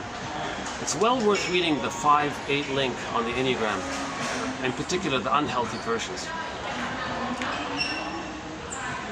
So the main emotions for distinctive personality patterns are hate, greed, envy, grenvy, spite, vindictiveness, grievance collecting, Burglar calls it injustice collecting, infantile yardstickism, because it's everything or perfect, like perfect or forget it, everything or nothing. Because the baby's at the breast is everything. For the baby, the feeding is everything. The mother's everything for the baby. So they use that yardstick. It's got to be perfect in everything, and they got to be special in all this. Or forget it, they hate it. Idealize, devalue. So the splitting mechanism is there. So nothing is perfect. Nothing in the present can be so perfect to magically zoom you back to the nursery and change the past. No greedy thing you get in the present, no material you get in the present can morph you, can zoom you back to and change the past. So the yardstick's ridiculous, right? The constant pursuit for the throne. So cynicism gratifies this. Okay, in yesterday's video by Grotstein, he calls it mocking humor, sardonic humor, bitter banter humor. All this dark, negative humor gratifies the throne, infantile megalomania. Cynicism gratifies infantile megalomania. So their humor is very dark. It's put down humor, basically. Schadenfreude is very pronounced there. Now, they don't have the psychic structure to mourn losses because they are the mother. The psychic structure needed to accept loss, okay, is first of all having it loved enough to feel safe enough to differentiate. When a child has a self-concept, the feelings can be there. If the self-concept's not there, the golden ball's down the well. Joy and sadness in the Disney film Inside Out, the equivalent to that is they got zooped away in the unconscious. So the distinctive personality patterns, if there is a loss of life, let's say there's some kind of divorce or something, well, sadness is zooped away. They don't have access to sadness. Sadness needs like a floor, like a place, like an identity. I feel therefore I am. If there's no amness, there's no feeling, right? In the feeling self area, right? So they don't mourn losses. So the distinctive personality patterns generally don't mourn losses. So to cope with the loss, they engage in massive denial and massive sour grapes. And the phrase is, didn't eat them anyways. And that they call that a pyrrhic victory when they do that. And that inflates their grandiosity. So Karen Horney calls this the constant search for the throne. She calls it the search for glory. But when she uses that phrase, the search for glory, she means it in the way like the Peer Gyns and the Don Juans and the Playboys and all the toxic, all the greedy, selfish types looking out for number one, and so on. Okay, and there's a few other main things. What I'm trying to say, in other words, empathy, the feeling, like trust, tenderness, affection, okay, empathy, oh my God, empathy, these more, quote-unquote, more human side of being human, these more advanced or more developmentally advanced emotions, they haven't really entered into the psychological picture. The most graphic image for this is the Disney film Inside Out. We saw joy and sadness getting zooped away, and all that was left at the console was the anger character. Okay, enter that quote about the pillow, beating the pillow. So there's some scam, self-help scam. Apparently people paid a lot of money, and they said, okay, beat the pillow. So they said, okay, here, take the pillow. There's your issue. That's nonsense. We get that the person's angry. Shall I compare thee to an onion? Why is the person angry? Well, first of all, joy and sadness got zooped away. That's the beauty of that film. Joy and sadness got zooped away, then anger was at the console. In normal development, joy runs the console. Sometimes sadness can run the console to admit a loss, to accept the loss if you feel sad. Then sadness and joy can swap seats, and joy can be back at the console. But when joy and sadness are not available, when they're zooped away, it's mainly anger at the console. Shall I compare thee to an onion? So why did joy and sadness get zooped away? Okay, F and N. F and N, needs and feelings. The feelings got zooped away because the underlying need didn't get met. The baby had a need for a secure attachment style. If he doesn't, that's the trauma. He didn't get a secure attachment style. So, in other words, beating the pill of the anger, so what? The issue is attachment. The issue is the trauma of an attachment trauma. That's the issue. That's what you got to look at. That's where your lens, you need night vision.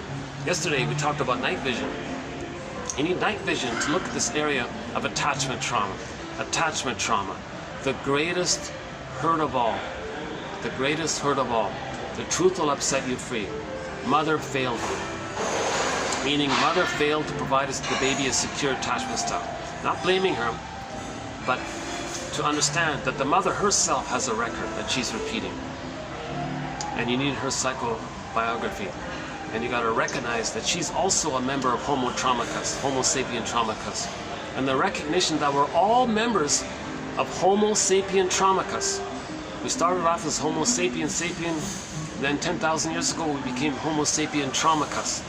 Homo sapien, Homo economicus, Homo short-salicus, this traumatized version of ourselves from 10,000 years ago. So let's recognize that we're all Homo Traumacus.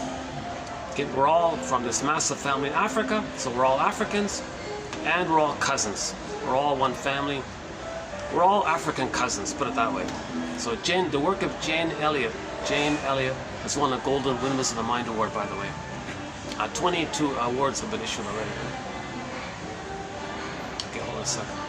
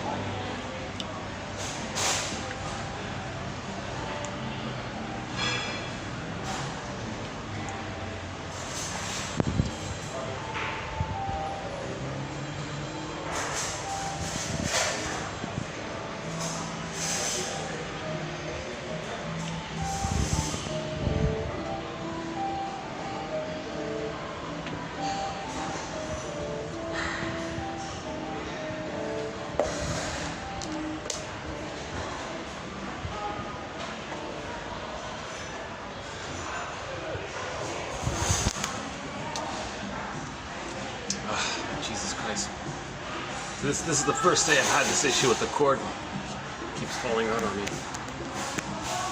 I don't even know how that happened. Let's check, let's see, hold on a sec. Okay, battery's holding up, alright. I want this to be a half decent video, yeah. Because we're gonna post some more quotes by Christie. Excellent author, James Christie. Yeah, excellent author. He's not one of our mentors, but he's made a huge contribution to our collection, James Christie. And in the last video, we included 2 good quotes from him. That first one, the lengthy one, part G is key. That's a key one there. Part G, point G, in that first quote from 721. That's a very important. I think that's a very helpful one.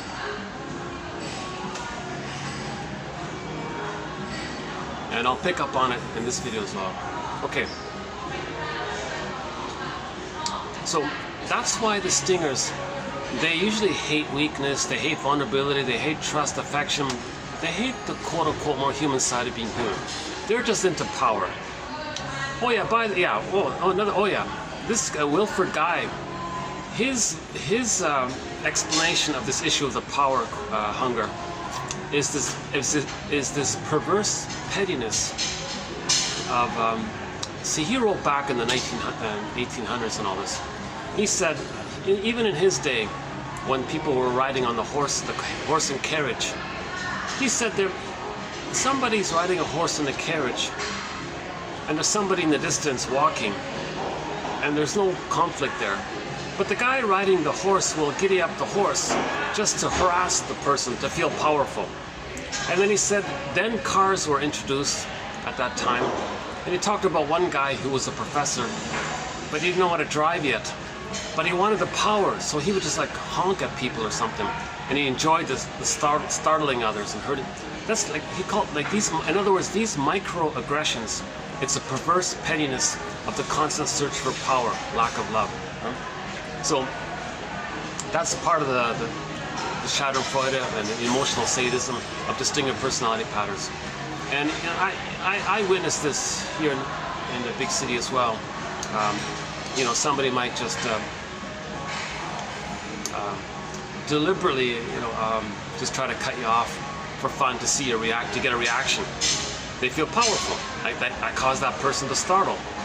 There was no need for it. They made a conscious, deliberate, compulsive effort. I want to feel powerful. I don't want to. I can't feel it the other way. Like one of the slogans is my greedy yogi. Like they think I'm okay, you're not okay. So they're always searching for that. I'm the infantile God. My humanness is onto you, so you're not okay. So they're always reclicking that. So these characters who are engaged in microaggressions, they're like little perversions. They're mini perversions. Wilfred LA calls them. It's amazing. There's quite a fair bit of it. Hence the phrase, "the age of narcissism." But this phrase, "the age of narcissism," from what Wilfred Lay is describing, it existed prior. This age of narcissism has been around for 10,000 years by the sounds of it. We got to graduate into the age of empathy, one possible phrase for it, or the age of self-reflection, or the age of mentalization maybe. Yesterday's topic. The age of self-reflection, how's that? Or the age of know thyself. Melanie Klein's jargon, it'd be the age of the depressive position. How about that? The age of self-reflection, the age of self-awareness. We finally look in the mirror, be aware of ourselves. Michael Jackson has the song, got a man in the mirror, right? It's the self-help material is called owning your projections, withdrawing your projections. That activity is called, the umbrella term is shadow work. Shadow, it's projected, own it, right? So back to Confucius, his quote, right? If you see someone and they have traits you don't like, well, search for them in yourself. It's called shadow work. So that's part of the healing journey. The age of healing. The age of healing. I think a real boost for the age of healing came about when that Disney film came out in 2015. I think that's a major film. That's a major message from a major film. I thought that's like a real gear shift into healing. I think when that Disney film came out, it was almost like a gear shift into healing. And then another fuel was in the year 2020 when the comic Psychoanalysis got digitized. Dark Horse Publishing digitized the 1955 comic Psychoanalysis. When that got digitized, when that got preserved, the comic Psychoanalysis, that's still, to this day, in my opinion, the best introduction to psychoanalysis. That comic. 4 issues were put out, 12 therapy sessions put into comic book format, now available is in its digitized form, well worth the €15, whatever they're charging on Dark Horse Publishing.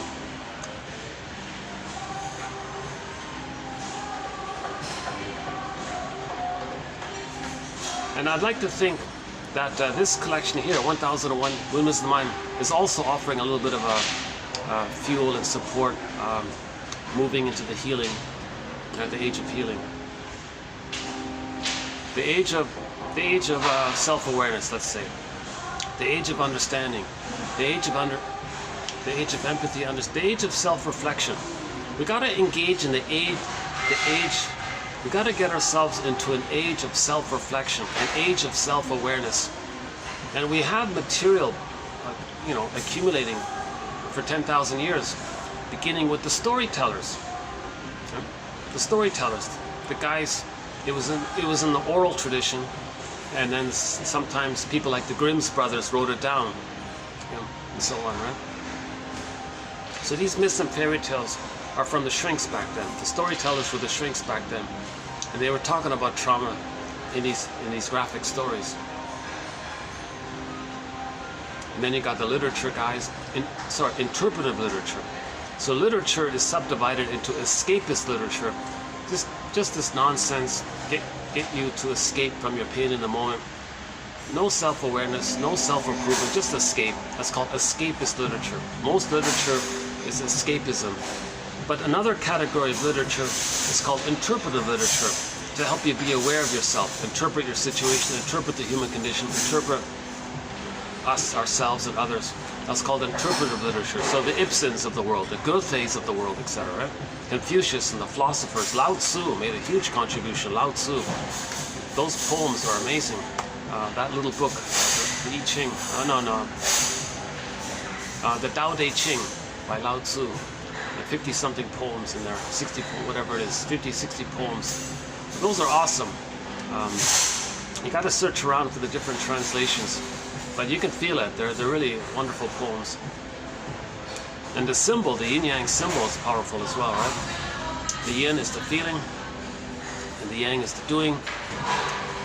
Okay. The quality of our doing comes from the condition of our being. If our beingness is wounded, if our so-called feminine principle, or the yin, if our beingness is wounded, then our doing is distorted. Heal the inner, then our outer will be normal. So object relations theory. The interpersonal, baby and a mother, interpersonal becomes intrapsychic. Okay? As above, so below. What's going on with the mother above? It becomes so below. And then inside out. Inside out. If there's a problem with our out, look at the inside and what caused it. And study this whole thing. We repeat to make us aware of this whole thing. When we're aware of it, using the consciousness of 10,000 quotes, for example, we make better choices. Okay, so one famous poet says, psychoanalysis looks for an egg in a basket that's missing. Just as a bird first makes a nest, then there can be an egg. Okay, we need sort of like a basket of knowledge, and then our feelings can come back in. Just like these guys building the building, it'll house people. We restore the ego. See, the conscious ego in trauma is all damaged, right? The conscious ego, the awareness of our uniqueness. The normal ego that would develop if we're loved. It's submerged and it's frazzled up. That's the scarecrow image. With attachment trauma, the person loses his heart, so to speak. That's the Tin Man. The truth being like that means we feel disembodied. That's the cowardly lion off in another corner. And Dorothy's like the part of the mind that's trying to line things up and heal things. Or we can simply say, be like Dorothy and line up the mind and the heart, the trauma, get it back in the body. But first things first, that scarecrow guy, the frazzled up ego, we got to strengthen him. We got to strengthen the ego. We don't want such a weak ego like the scarecrow. Okay? So we can borrow the children's story.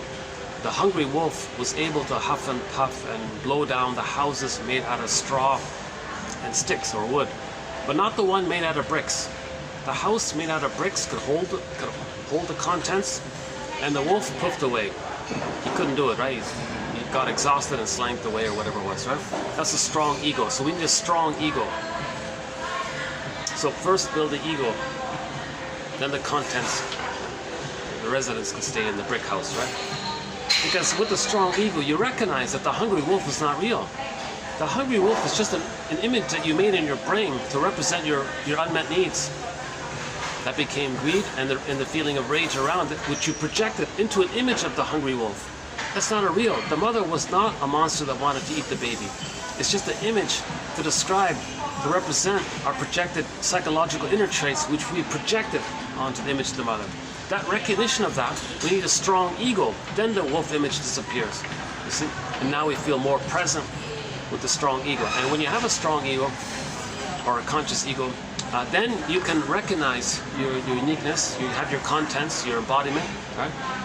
The little pigs could live in the brick, right? You have your, and then with the conscious ego, you know your uniqueness. And when you express your uniqueness through your consciousness of it, there's your pleasure in loving life and feeling embodied. If you're in your body, you make sense. If you're not in your body, you feel disembodied, you're not making sense. And it's all of this disembodied discourse that causes all these confusions and problems that we see as described in our topic called the 47 symptoms of Homo traumicus, Homo sapien traumicus. Sometimes I'm lazy. I think it's Homo sapien traumicus. Out of laziness or forgetfulness, I've been saying Homo traumicus, but it's synonymous. I gotta do that. Maybe I'll go up while they're doing that. Come back and start in on the quotes. Let's see. They open at 5, so I gotta. It's now 4 o'clock, right? Yeah. Let's. Maybe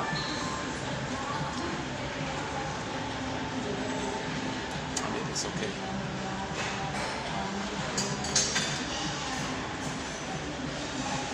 Yeah, we'll get into today's quotes here in a minute. I want to finish up. I want to clarify this this issue of the reenactment, because that's a key point here. So another quality about the Stinger personality patterns. So number 1, they don't like weakness, meaning feelings, the human side of being human, tenderness, trust, affection. You're a fool, because the baby trusted the mother. And what happened to him? Trust again, you're a fool. Simple, basic, classical conditioning. Baby was shamed by the mother. I'm not going to trust again because of the pain around it.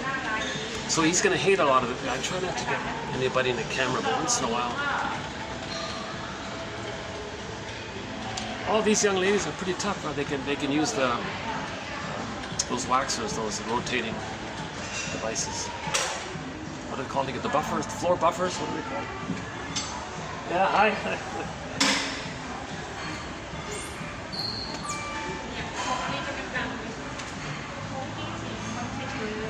Yeah, just a petite young lady can handle that thing. Why don't they get that cocky teenage that?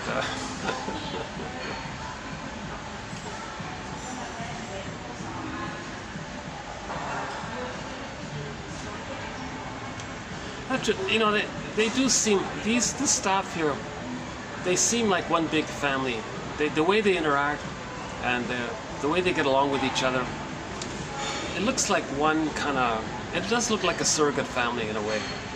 Maybe they all transferred their original family into this environment. And I've been coming here for a bit now. I see the same staff interacting. And there's no like,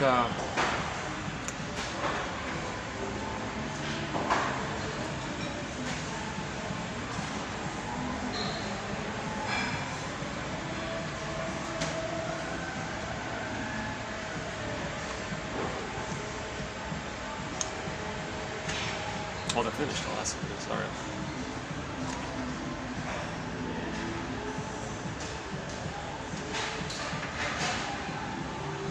Yeah, I guess if the staff feel like they're in a family atmosphere, they're going to be more loyal and stay for a longer time, right?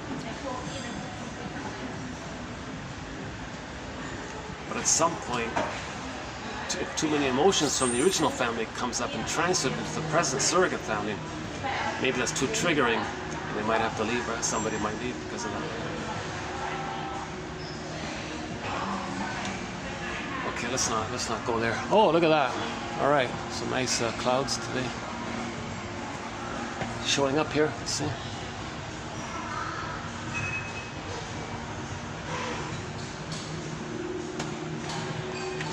Well, it's hard to see, right? Not quite.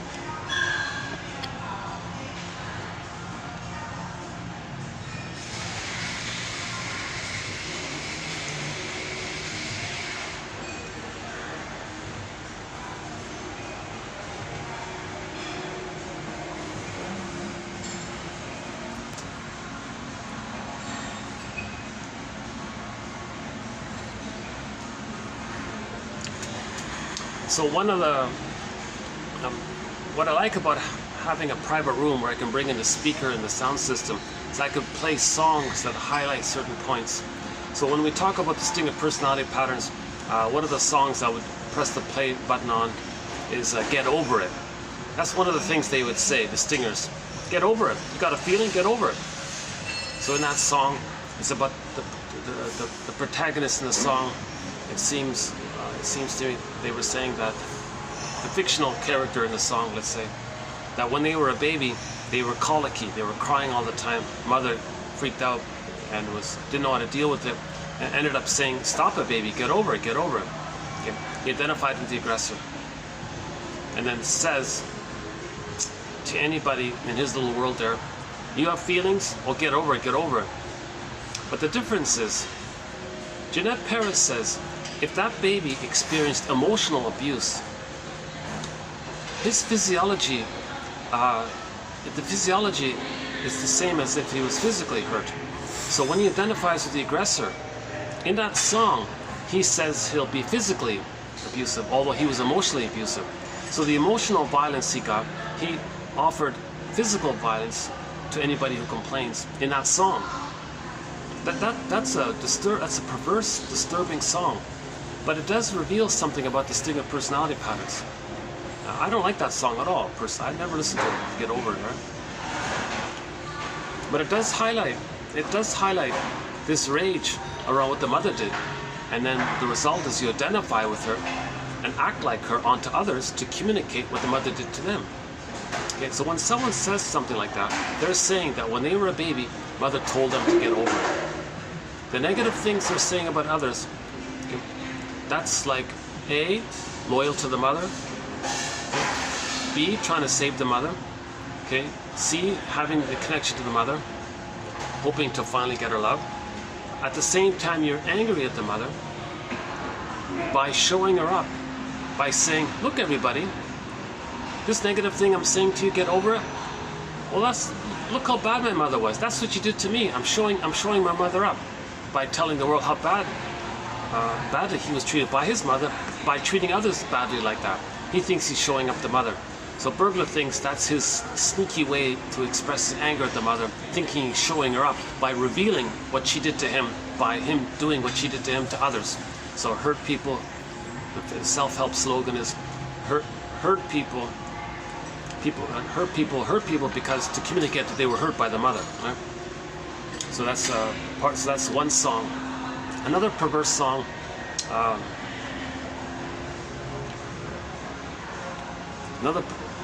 Let's enter in the slogan. One of their slogans, of course, looking out for number one. Who cares? Those slogans we know about. Another slogan is about the greed. Because they identify with the aggressor. The aggressor was the hungry wolf, right? The greedy, hungry wolf, right? They're going to act in a greedy way towards others, thinking if they're not going to be greedy towards others, they believe in their perverse thinking now. It's called perverse thought. This primary process mentation, sometimes called psychotic thinking, psychosis-like thinking, in that kind of world, right? They're going to think that if they're not greedy, that the mother's going to eat them. What mother? What are you talking about? As a baby, they made an image of the mother as a monster who wants to eat him. So if they don't act like the mother, they think they're going to be eaten by that wolf image in the mind. So their slogan in life is, well, it's my greed or your greed. If I'm not greedy, then I'm going to be eaten by my monster mother that I'm going to see onto you. I'm going to fly onto you. A double perversion. They're going to project their own monster image onto others and say, oh, it's your greed. So they see the world through their lens, kind of thing.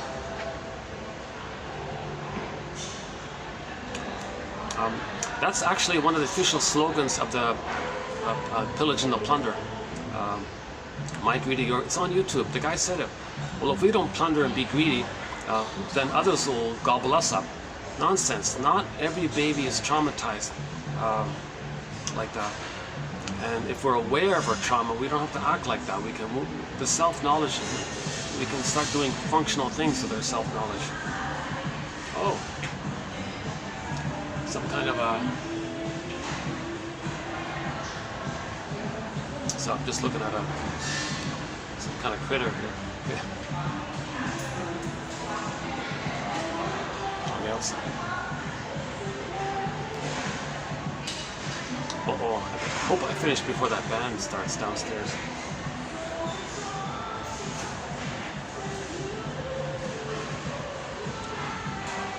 Now, envy is very pronounced in distinct personality patterns because the baby thought the mother rejected his goodness. He identifies with the aggressor. To be loyal to the envy breast, he's got to hate goodness. So envy is very pronounced in distinct personality patterns. So if they see any kind of goodness, they hate it.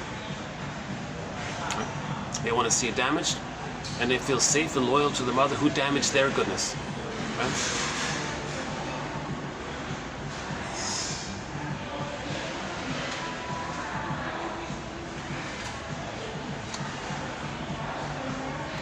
Okay, let's do another song. So another song of distinct personality patterns.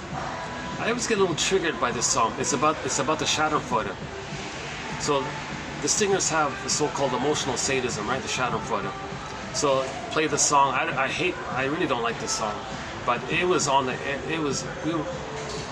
the short sellers who own the airwaves. They bombarded you with this song to indoctrinate people into the attitude of the song. So it's a very perverse, disturbed song called Sweet Dreams. And basically they're saying, well, in the world, others are the hurters, others are hurt by the hurters. And then he was talking about what fun it is to go around being the herder. That's the perverse song, how sweet it is to hurt. Like, that's the sick. All of this thinking is called, this sick thinking is called perverse thought. Psychotic thought. So in part of the Schadenfreude is that the mother got some pain relief when she exploited the baby. So the mothers use their power. She has immunity. But she may be traumatized herself. No one calls her out on it. She has complete immunity, protection, all this. She uses the baby. She got some pain relief. That's called Schadenfreude. Baby identifies with the aggressor, and when they so mother exploited them, plundered them, pillaged them, used them, objectified them. Okay, in whatever form they identify with the aggressor. When they act like that towards others, they're getting the pain relief the way the mother got pain relief, because the wiring is laid in. Right? It's called Schadenfreude. Right? So that song relates to Schadenfreude. Okay, another disturbing, perverse song is the refusal to grow up. There's a song called "I'm going to be 18 forever" or something like that. So that's the grandiosity. The grandiosity doesn't acknowledge time. There is time. No, I'm going to be 18 forever. That annoying song, right?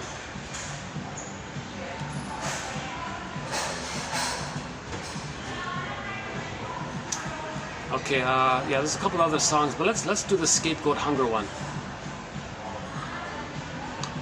Let's do this quickly. If two buddies are stinger, if two friends, if two people become friends and both of them have one of the stinger personality patterns, the first thing they do is have a scapegoat. Who are they going to hate? So they'll invent a third, manufacture a third. They have to make it up and believe it. It's a compulsion. So the two buddies will say, oh yeah, that person, who lives in that building over there, or the people who live in that district over there, they're all bad. Yeah, they'll still make up some kind of third. And whatever anger they have, they'll take it on the third. The other one does the same thing. So the two don't direct it at each other. So that's part A. Part B is the two buddies take turns playing big shot. They're not really warm-hearted friends. They don't trust each other. They're not warm-hearted friends. It's just like a utilitarian, practical thing. All right, fine. You have a need to play big shot. Fine, you get a chance to play big shot, and you give me a chance to play big shot, And and whenever there's any kind of anger that comes up, we'll discharge it onto the third that will both agree to hate. So of course the prejudice is going to come from this scapegoat hunger, right? So they'll make it up, they'll manufacture it. They'll just agree covertly to believe, even though a part of them may know it's nonsense, but they don't care. They have to hate the third to keep the two of them fueling each other's grandiosity needs. Narcissism. And if one of them breaks the deal, then it's over. They'll say, oh, you broke the deal. We don't talk about, like, you were late, you felt bad. You're going to bring up something real between us here? You're breaking the deal that we just take turns playing big shot. So no I statements towards each other. No I statements. They cannot make I statements because that would admit vulnerability. The last time they were vulnerable, look what happened. They identify with the aggressor. So if there's vulnerability, they attack the vulnerability. That's what the mother did. Baby was very vulnerable. What did the mother do? She attacked it. In the process of using, oh wow, some kind of a, that looks like a band, the tour bus of a band of some kind. I think some very colorful bus just passed by, but I don't recognize the band or something.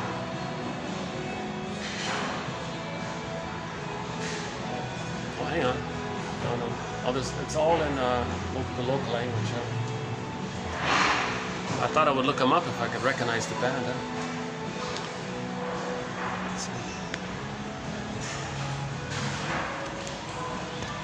No, I can't see it.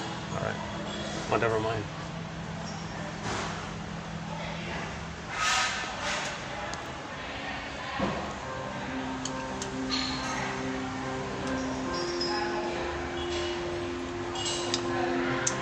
You know, there's a singer called Alyona Yaroshina. She does a very good cover of Lay It On the Line. There it is.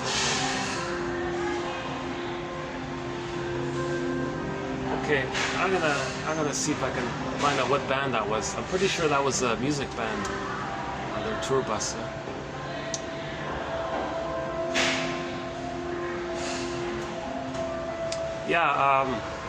So in our soundtrack, we have a few songs from the classic rock band Triumph. And there's a singer on YouTube, Alyona Yaroshina. She does a pretty good cover of Lay It On the Line. Rick Emmett was one of the lead singers of the classic rock band Triumph back in the 80s, right? 70s and 80s.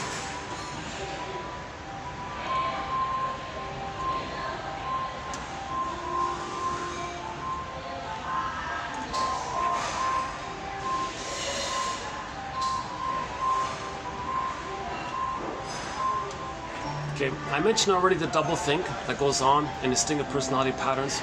They're the aggressor. I think the one they just heard was the aggressor that just hurt them. They flip it around. And they're bombastic and aggressive to sell it. So they're very strong on the propaganda and what's called rationalization, selling the appearance of being reasonable to hide the psychosis that's underneath. The psychosis is underneath, but they mask it and sell it with the appearance of being rational. So there's a term called rationalization. It's when you make up some lie, but present it in a manner that sounds kind of reasonable to trick people to believe it, to tap in to the psychology that all babies have to believe the lie of the mother, that she's loving. When she was hurting, he has to think he's loving. It's a splitting mechanism. So they tap into that kind of thing.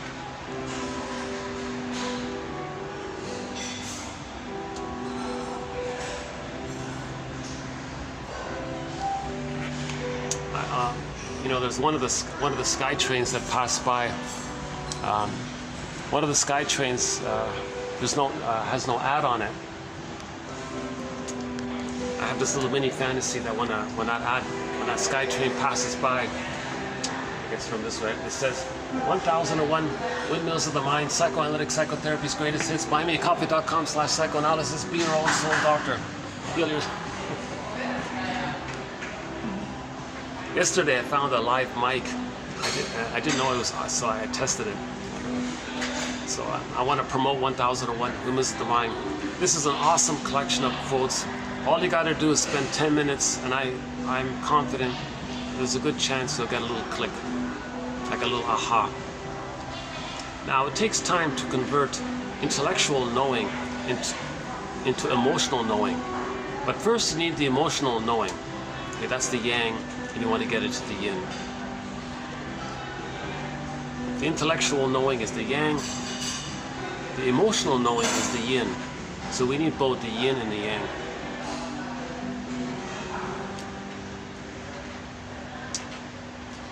Related to the distinct personality patterns is a thing called, all this perverse thinking is sometimes called trance logic. When the baby identifies with the aggressor, he takes his mother's voice as his voice. You see? These people, those with distinct personality pattern, may try to trigger that in others and take advantage of it. So a lot of this propaganda and advertising and misleading, whatever, the thing, Martin Horn describes it as 2 steps related to the topic of hypnosis. The baby was stunned and confused. He was open to suggestion. Mother said, believe this. Baby says, I believe this. So they do that to others. They confuse you with rhetoric. Okay? Lots of rhetoric confuses people. Jargon confuses people. Dazzle them with your fancy book knowledge or something. Confuse them with equivocation, innuendo. The best way to lie is to include a few crumbs of truth in it. A half-truth is the father of many lies, lies of omission. There's all sorts of, there's a whole study of tactics to confuse people. Then when they're confused, in that state of confusion, you say you believe this, chances are the receiver will say they believe it. So that's propaganda is heavy on this. So this is embedded in, the prototype of this is that the baby identified with the aggressor. So the people being hypnotized want to please the hypnotizer, just as the baby wanted to please the mother. The baby wants to please the mother, save the mother. This is expressed later on when someone tries to hypnotize others and wants you to please them and adopt what they're saying. So salespeople might sell products this way, or propaganda, believe what they're saying they want you to believe. And that's just one component of the pillage and the plunder, because the baby's soul was plundered and pillaged. So they identify with the aggressor, they pillage outwardly, to be loyal to the mother who pillaged them. That's one of the symptoms of homo traumicus, which we won't get into today, but it's an important topic. Okay, there are a few other points about distinct personality patterns, but for the time being, let's just focus on the record. In the situation, they replay the record, they spin that tune, recreate what caused that, relive it, recreate what caused it. What caused it? Mother shamed them. They recreate it. In the new situation, they play the shaming mother. They already see themselves onto others. So, as the shaming mother who shames them, they see themselves onto others, so they're shaming themselves, already seen on others, so the behaviors they're shaming others, thinking they're shaming themselves, being loyal to the record, and being loyal to the record is being loyal to the mother. Okay. And if you're loyal to the mother, you have a mother, and you're trying to save, so of course it's a mother complex. Okay. Not getting enough love to know yourself, that's called the mother complex. Daughters also have the mother complex.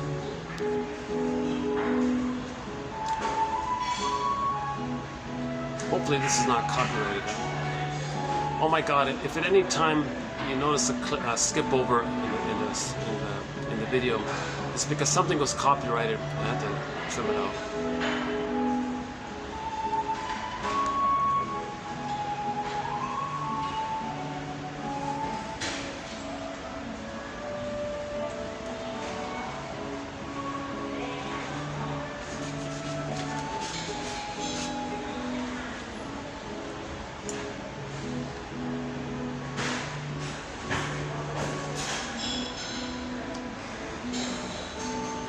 Now the humor of those with the stinger personality pattern, it's mocking, it's sadistic, it's sardonic, it's very negative. It gratifies their search for the throne. I'm okay, you're not okay. In the mocking humor, you're not okay and they're okay. That's called a fiery victory. It's addictive. This hate is addictive, okay, because it re-triggers the fusion with the bliss of oneness with the mother. Now the pain part of it all is numbed away, okay, but they get the bliss, and the pain is numbed away. Okay, Emily Dickinson. There's a pain so utter it swallows substance up. Okay, and then one goes in a swoon. The swoon is the endorphins, the numbing, the pain numbing thing. Endorphins numbs the pain. So they repeat the trauma, but it's numb. But within it, they feel the bliss, the excitement. So the chemistry of the oneness, the fusion of the oneness, that's the addictiveness. And you look for that, but the pain of it is numbed away. So something like that, right?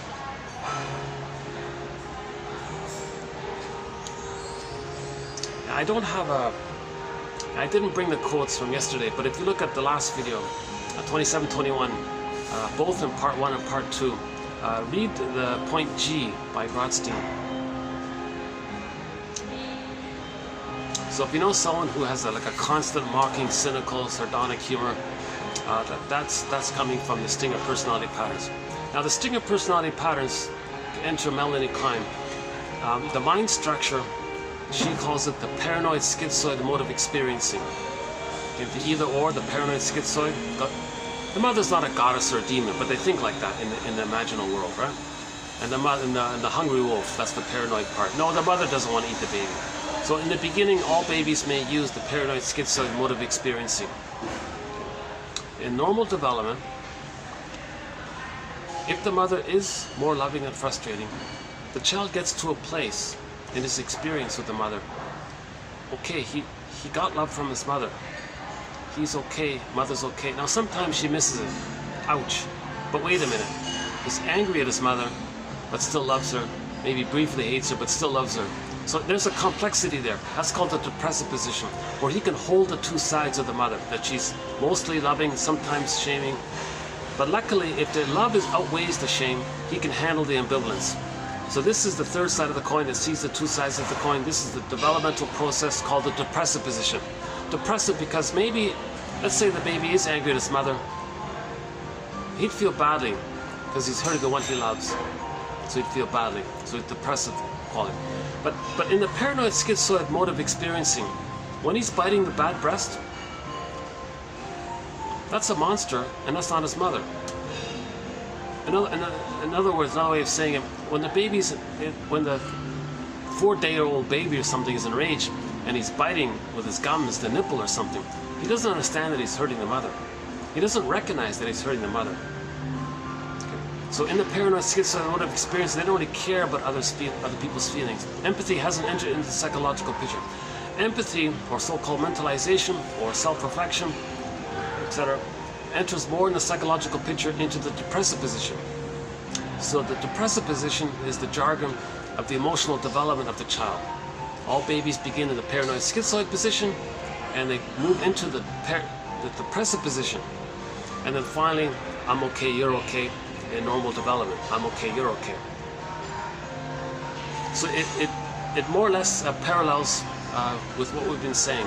In the stinger personality patterns, they're mainly operating in the paranoid schizoid position. Either or thinking, my greedy, your greed.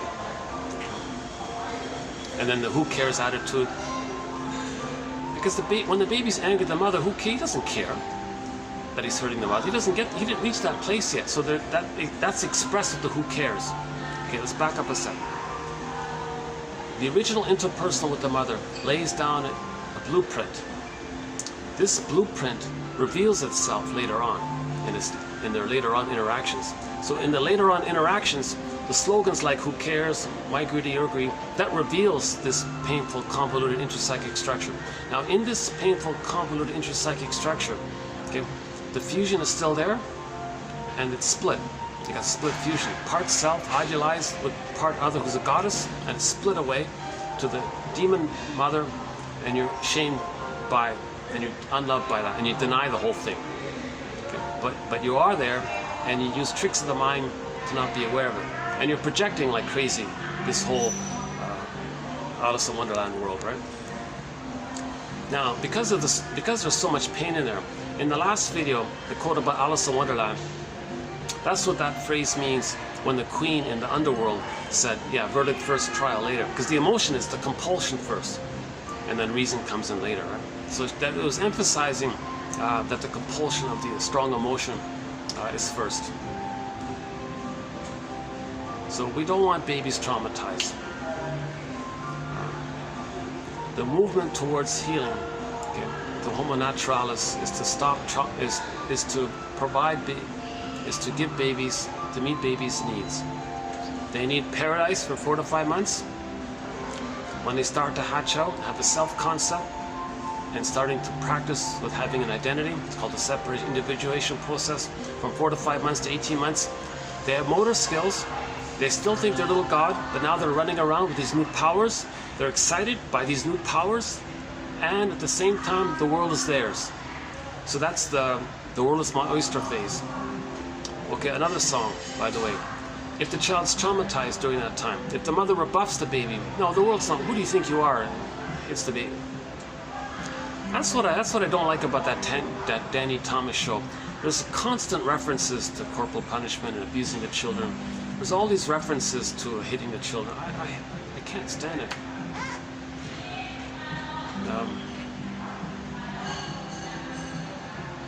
And they're trying to create excuses and rationalizations for it.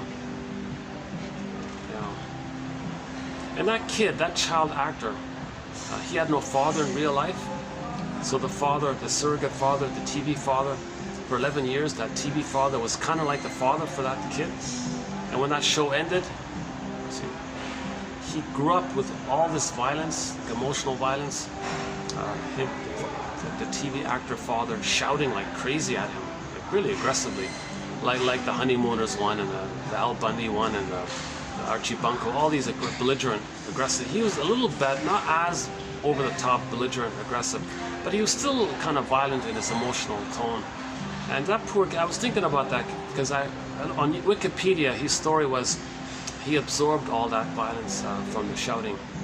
And then, you see, the emotional violence, the physiology can lead to the more physical area.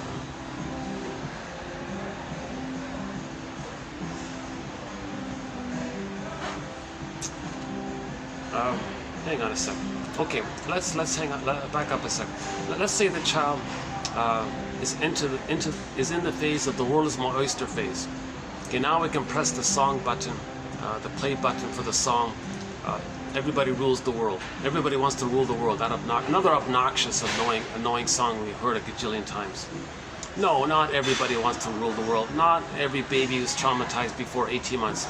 But those who are traumatized before 18 months might take secret fantasy delight in that song, that they want to rule the world, right? No, the lyricist has that fantasy and projects it onto everybody. Because his lens is everybody. He projects because everybody's him. Everything is him. His yardstick is him, so everybody's his yardstick. So no, that's not true. So number one, not everybody's traumatized before 18 months. Not everybody has this fantasy that that they think the world is their oyster. That they're a little god and they own the whole thing, the throne thing, right? Plus the recognition that the lyricist who said that projects his view onto the world, onto everybody, thinking everybody has his view. He doesn't recognize the more mature view. So in other words, he doesn't even, at the very least, he could say, some people want to rule the world. You know, because not everybody is traumatized before 18 months. Okay, enter a play button. Another one, that obnoxious, some guy in the 60s made a speech, megalomaniacal, fantastical speech, how if he controls certain technology, he can control the world. And you saw he was a drunkard. He was this belligerent, alcoholic, drunkard guy, and he wanted to rule the world. Because in the alcoholism, the issue is they want to control the breast. So the earth becomes the breast, so they want to control the breast earth. Okay. They project the breast onto the earth, want to control the earth. Okay. That's the baby's issue of their age of wanting to control the breast. The first world for the baby is the breast. Problem there, they want to rule the world. So I played a clip about a month ago about this. Yeah, he's a well-known name from the 60s. It's on YouTube, yeah.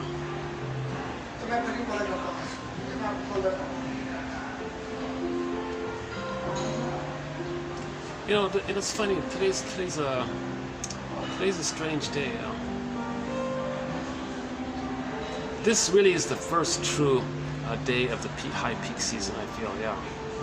The mall is just wall-to-wall people.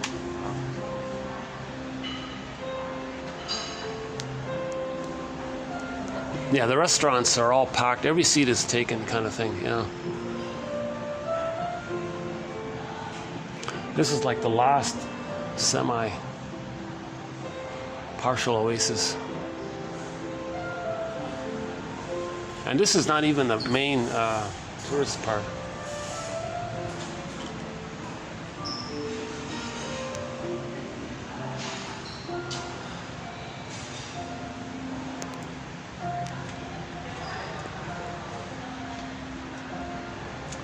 I guess I gotta take this thing in if I gotta hold it in.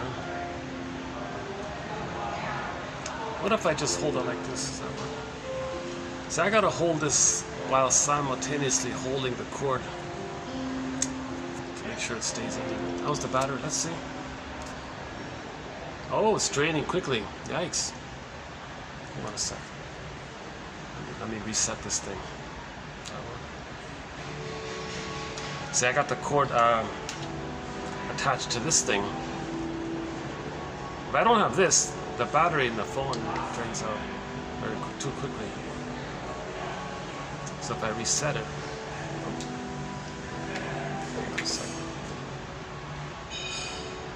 yeah, that's what I'm talking about. Keeps holding on.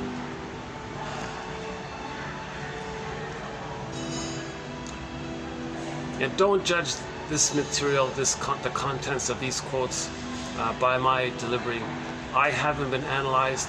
I haven't done this process. I'm not a shrink, counselor, professor, social worker, doula, midwife. I only have a BA, keep that in mind. Keep Robert Bly's words in mind. He's also not a shrink. When he speaks to an audience, he says to the audience, "Dear audience members, I'm so glad you could come out here tonight in the snow and the blizzard." He's from Minnesota, by the way. And it's nice to see you all, nice to meet you all. Some familiar faces here. Welcome back. To the new people here, nice to meet you all. 30% of what you're going to hear tonight in tonight's lecture is wrong. It's up to you, dear audience, to figure out which 30%. Each person has to take it upon themselves to consider these quotes, put it aside, let it incubate, revisit it, write it down, make a note of it, put it in a notebook, consider it, reflect, look it up, just weave your own basket. No one can hand a person a consciousness. Each person has to be active in their own efforts to raise consciousness. So then Robert Bly says, "Forgive psychology for its jargon. Please, audience, dear audience, please," he was begging in a joking way, "please forgive psychology for its jargon. Just forgive it. Read it every day for 10 minutes, he said. The study of the soul, 10 minutes. And that sort of fits in with what we're doing here. In each video, you'll get about 10 minutes. And I think one quote will click. So if you read 10 minutes or one video's worth, you'll get one quote. We have 1,000 videos. So in effect, if they get one quote per video, they can create their own 1001 windmills of the mind, their own basket of knowledge. That makes it safe for the old feelings to come back into ourselves. At the same time, we need a caring witness. That's the yin. So this is the yang. The yin, the more practical yin, the more immediate yin is grief is healed when it's witnessed by a caring other. There needs to be a caring witness. So when you're free associating, talking, you have the knowledge to do so by this, The caring witness gives you the safety to keep on free associating. That's the yang. The yang helps you to trust someone. Trusting someone, the yin, helps you to feel safe to the yang and free associate. So there's a cycle that goes around. The yin and the yang of healing, right?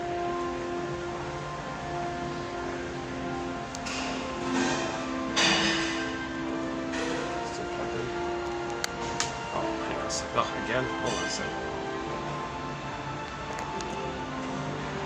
Oh, what a pity, eh? Jeez, I hope this can be fixed. Even if I put tape on it, it's still gonna fall out, isn't it? Tape's not gonna work, is it? It's just loose in there. Ah, what a pity, eh?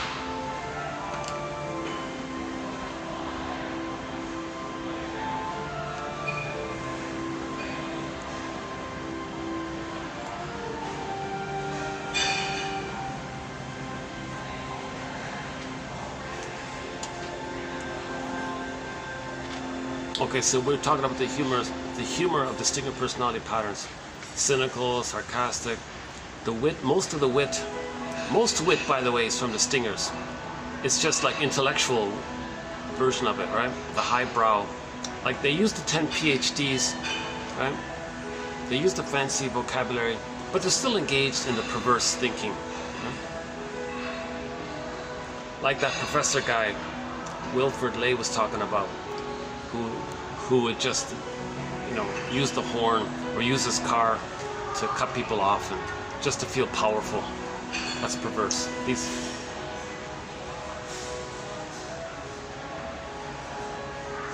Don't rationalize and think it's normal, that that's the way it is. No, that's trauma. If someone's spending their whole lives searching for, I'm okay, you're not okay, I'm okay, you're not okay, they're going to keep on doing it until they realize that they're projecting their own wounded self onto others, and they've identified with the aggressor. So my favorite quote in this area is that lady who was about to have a baby, and she said, no, I don't want to shame my baby to replay the record of how my mother shamed me, with the fantasy that by shaming my baby, I'm going to be healed by what my mother did to me 20 plus years ago. She said, no, let me go to the therapy guy. So she had the funds to do this, obviously. And she was talking to the therapist guy. And he said to her, you're showing me what kind of childhood you had. What do you mean? You're letting me know what kind of mother you had and how it felt being with her. What do you mean? You're putting me in the role of you, and you're acting like her. And I feel a tug to maybe feel what maybe you felt with her. And she got it, okay, cried about it. She faced the truth that the mother hurt her. She mourned the loss of not getting the positive mother that she needed. All the time passed by, all that opportunity to know herself passed by. She mourned a lot of this stuff, called the working through process. Okay, then later on, she reported that when she had a baby, she was a mother for the baby. She could be a mother for the baby. She broke intergenerational trauma. Okay.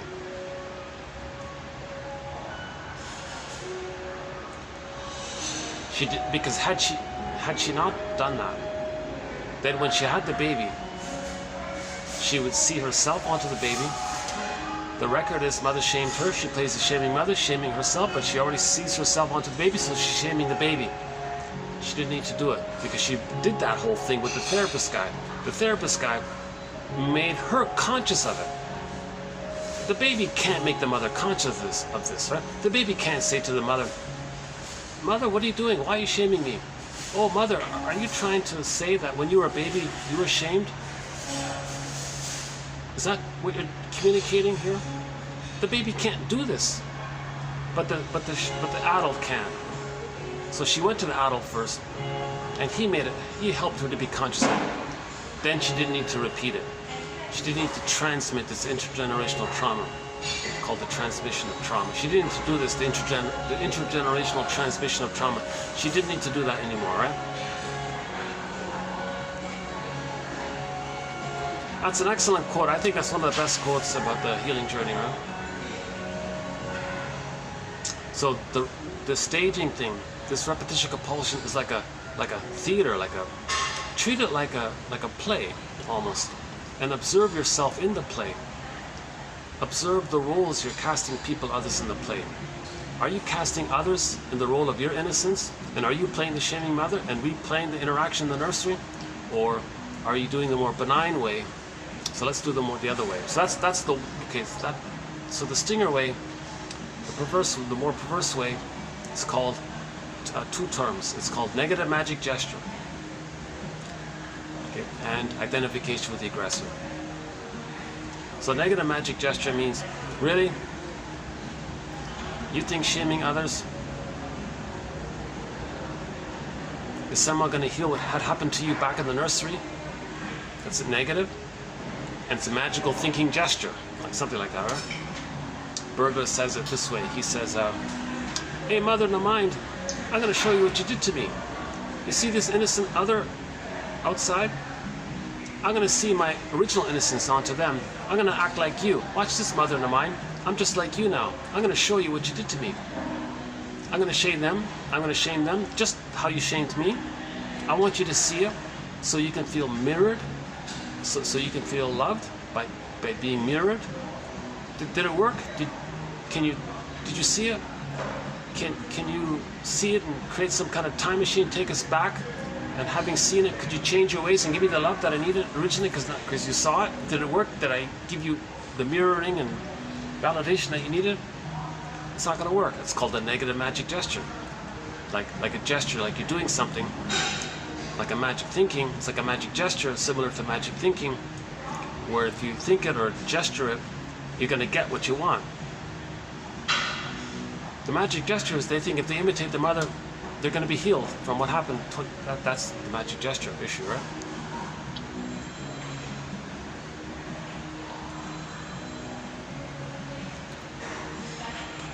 Okay, let's move on to the codependence and the depressive position. If the child can hold on to his soul post 18 months and maintain the original setup of I'm not okay, you're okay. See, the stingers have given up on emotional development. They said, forget all that.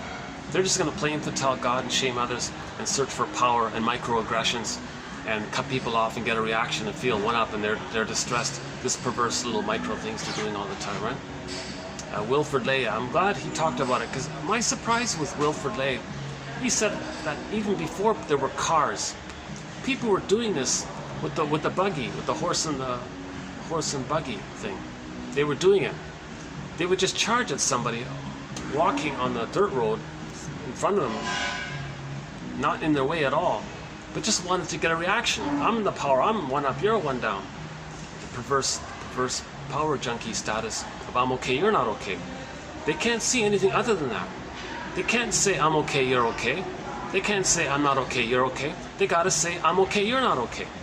So all this perversion that these micro perversions that we see a fair bit of. Okay, not only in any, I think it's in any major, not only cities. I think you'll see this in the countryside, in the small towns and rural areas as well. It has nothing to do with that. I think you'll see it in cities, you'll see it in countryside. I don't think it's about that. It's whenever or wherever baby's traumatized before 18 months. That's the issue, right? The trauma called attachment trauma, of not getting a secure attachment style. And if that trauma takes place where they freeze up before 18 months, they may go through life constantly searching for I'm not okay, you're not okay. So they're power hungry, to shame others, to replay the record of mother shamed them. That keeps them loyal to the mother, connected to the mother, and that's their attachment. Remember the source point, no baby can be on their own without a mother. So they're rude to others to have the mother. They're rude to others to have the mother. They're loyal to connect to the mother. So these perverse microaggressions, it keeps them connected to the mother who did that to them. So we need psychoanalysis. So now another thing about the stingers, they hate therapy, they mock it, because their humor is mocking all the time. They mock it, or you're blaming the mother. and they'll be bombastic, and they'll try to turn it around. That they're okay, you're not okay.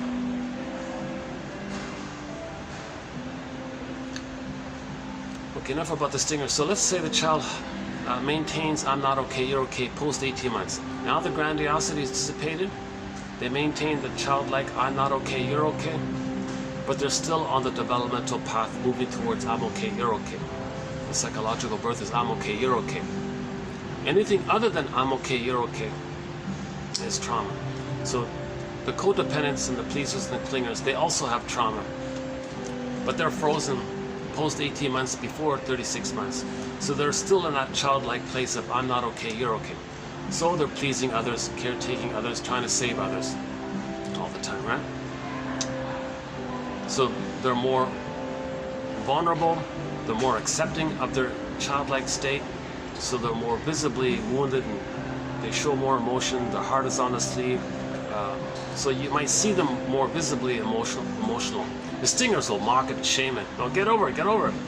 Don't be such a wicked, don't be such a fill in the blank. And they got a whole massive dictionary of insult to put down terms. So they'll immediately knee-jerk, oh, don't be this, get over it. What's wrong with you? Grow up. They'll attack it because it was attacked in them, and they've identified with the attacking envy breast mother. So the clingers have a difficult spot, right?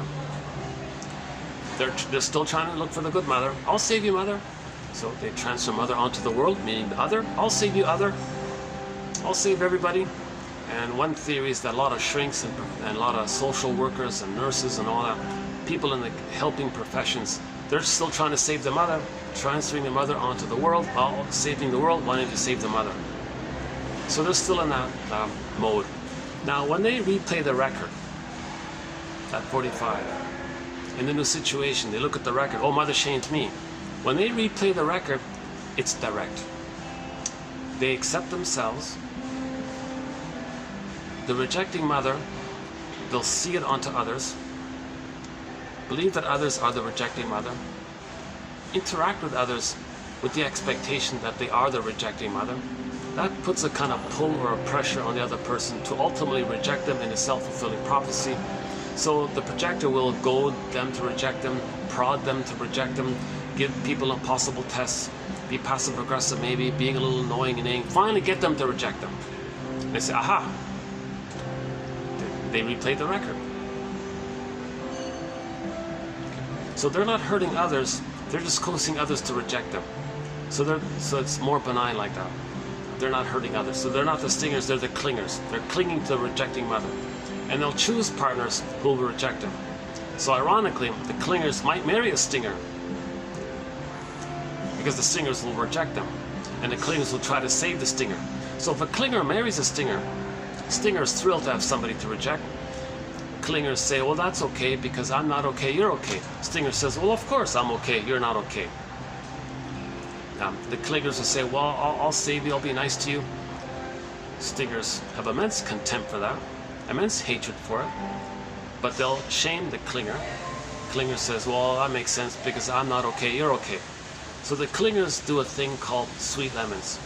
Okay, their lens is I'm not okay, you're okay. When the stinger hurts them, they twist it. Oh, they're not sour, they're sweet.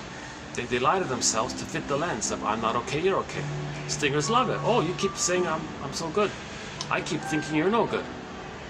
So the stingers are thrilled and gleefully, sadistically gleeful that they have somebody, that they have a partner to continuously shame and hate and have contempt towards. The clingers are, I'll save you, I'll correct you, be a good parent, can you help me, join me, let's be partners, I hate all that, they criticize him. Finally, the clingers, it takes them 6 to 7 years for the average clinger to wake up and realize this, oh my God, what's going on here? You mean the whole time I've been nice to them, they've been hurting me and hating me? They leave finally and write a self-help book entitled Codependent No More. Is that Melody Beattie, is that right? And they might, okay, now we press the play button, and one of their songs is Won't Walk Down That Road No More by the band April Wine. They won't do that anymore, give their soul away. The song is talking about how they always gave their soul away, and the stingers would sting it. So they won't walk down that road no more. And another song by the Clingers is "I Will Survive" by Gloria Gaynor, and all the various survivor type of songs, right? Like "I Will Survive" and all that.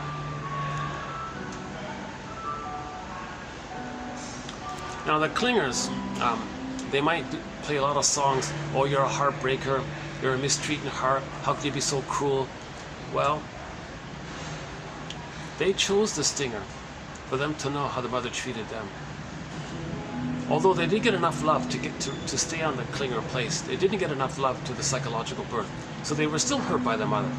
So they chose an emotionally unavailable partner, the stinger, because the mother was still emotionally unavailable. Question of degree, I guess, right? But overall, she was still emotionally unavailable to let the child get his psychological birth. So the clinger will say, how could you be so cruel and cold and all this? Well, the clinger chose them to finally realize they're not going to get what they need from their mother or anyone else. So they're kind of in a no man's land. Like they're kind of in between. The clingers are in this kind of difficult spot because they're like a little wounded child. No stinger's going to help them. The stinger's just going to hurt them. Healthy adults are busy being healthy with other healthy adults. So clingers need to find other clingers and make I statements together and grow together and help each other heal. Because clingers can make I statements. So if two clingers get married and they're conscious, they can make I statements together. So TQ 2360 is one place to start. The Rosenberg book, NVC, about FNN, links, and other self-help material. So clingers can grow together and help each other get to I'm okay, you're okay. If they're conscious, if they're not conscious, the clingers are just going to say, well, you be the good parent. No, you be the good parent. No, you be the good parent. You be the good parent. So they're just going to compete, and they might break up because they're both competing to see who should play the good parent that the other one needed. And neither of them got the good parent, so it's not going to work, right? Now, if two stingers get married, they deal with the situation by just scapegoating one of their children.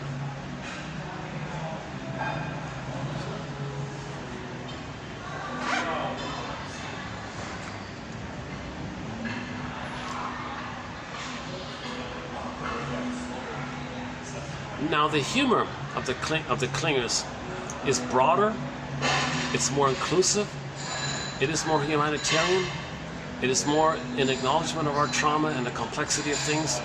So in the depressive position, love and gratitude have sort of maybe halfway entered the psychological picture. So their humor is more in that area. They don't want to go back to the stinger, perverse humor of insult, put down humor, mocking humor. They don't like mocking humor. They don't like these gallows humor or black humor or all these like the Archie Bunker humor, all that kind of verbally abusive humor. They don't like that kind of humor. They're very uncomfortable with that kind of humor. So speaking of that, yeah. So on that point here, Rothstein says,